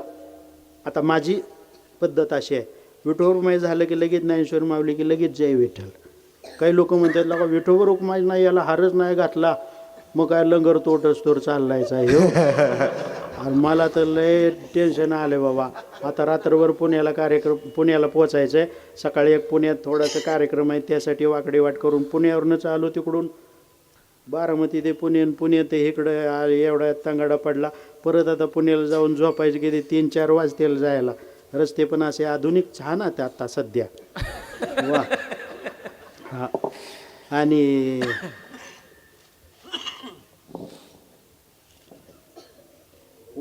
उद्या संध्याकाळ मी पत्रिका पाठवली त्यांना.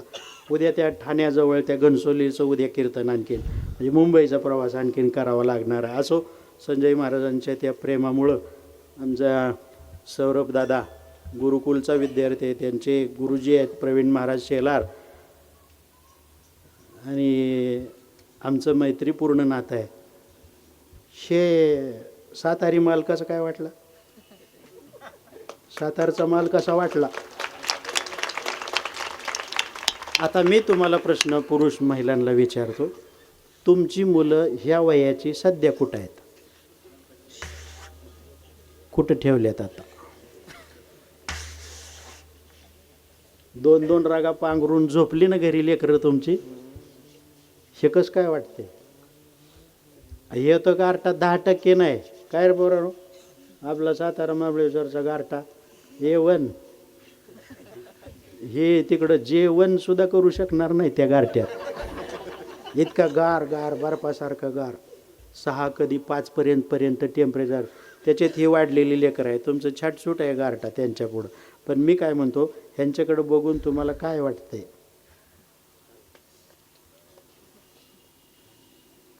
तुम्हाला नाही वाटत आपले लेकरं असे असावे?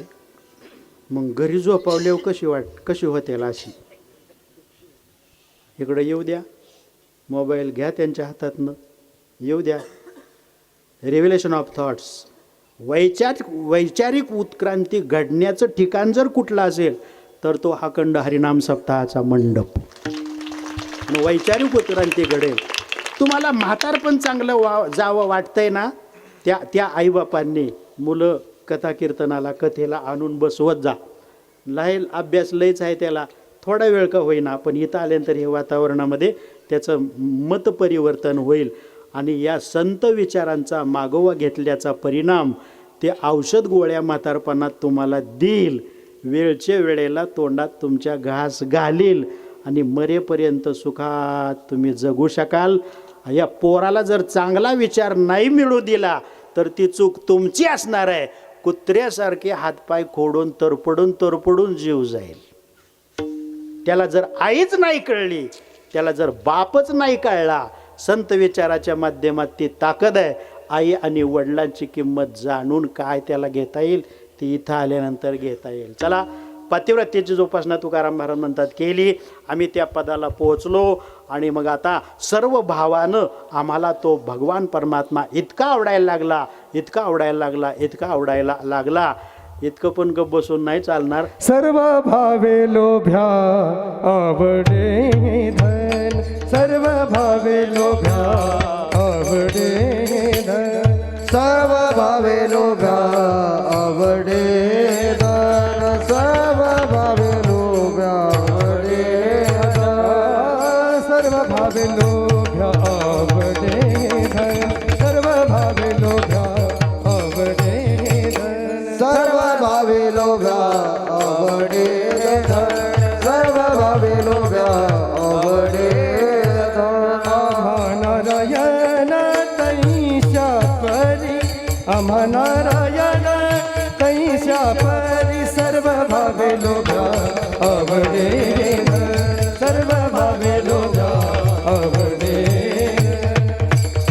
नारायण तैच्या परी, आम्हा नारायण तैच्या परी, सर्व भावे लोभ्या आवडे धन, सर्व भावे लोभ्या आवडे धन, आवडे धन, आवडे धन.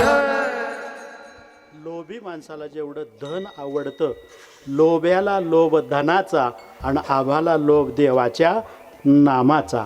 आता मी एकच वाक्य बोलणार आहे, माऊलीचं भजन घेणार आहे, पण सक्त सूचना, माऊलीचं भजन झाल्यावर जागेवरनं कोणी उठायचं अजिबात नाही. जोपर्यंत मी खाली बसत नाही तोपर्यंत कोणीच उठायचं नाही. हे नारदेच्या गादीवरचा वक्ता जेव्हा बसतो तेव्हा तुम्हाला उठायचा परवाना असतो. आम्ही उभा असतो आणि तुम्ही आपला तोंड घराकडून दुरळा बुवाकडं झटकून निघाले. तिकडं कुठं जायचं तुम्हाला? काय काम काय आहे आता तुम्हाला? आम्हाला जेवायचं आहे, प्रवासाला जायचं आहे. तुम्हाला काय घरी जाऊन झोपायचंच आहे. आता आजूबाजूनं कुणी असले तर थोडासा त्यांचा प्रवास असेल, पण माऊलीचं भजन झालं की उठून जाणं हे वागणं बरं नव्हं, चांगलं नाही ते. हां, शेवटी तुकाराम महाराज म्हणतात माइंड कॉन्सन्ट्रेशनचा भाग आहे. मन एकविध कराल तर वरच्या दोन्ही चरणासारखे. 2 दृष्टांत आलेत, कळलं? पतिव्रतेचा एक आणि दुसऱ्या चरणात कुठला? लोभी माणसाचा. अरे 3.5 कोटी बँकेत आहेत आणि रस्त्यानं निघाले आणि रुपयाचा ठोकळा मातीत पडलेला दिसला, गडी बसला. 3.5 कोटी बँकेत आहेत, रुपयाचा ठोकळा दिसला, तिथं गडी बसला. रुपयाचा ठोकळा घेतला, फुकला, खिशात घातला आणि पुन्हा चालला. बघणारी म्हणतात काय हलकट यायला काय, 3.5 कोटी आहेत. मी सांगतो तुम्हाला, त्याला हलकटही म्हणू नका. का म्हणू नका? ती लोभी आहे ना. लोभ्याला लोभ धनाचा आणि तुकाराम म्हणतात आम्हाला लोभ देवाच्या नामाचा आहे. आणि हे सगळं होण्याकरता मनाची एकविधता लागते. एकदा का मन एकविध झालं की उपास्य दैवताला सोडून 17 दैवताकडे हिंडत नाही. तुका म्हणे एक विध झाले मन, विठ्ठला वाचून नेणे दुजे. तुकाराम तुकाराम ज्ञानेश्वर माऊली तुकाराम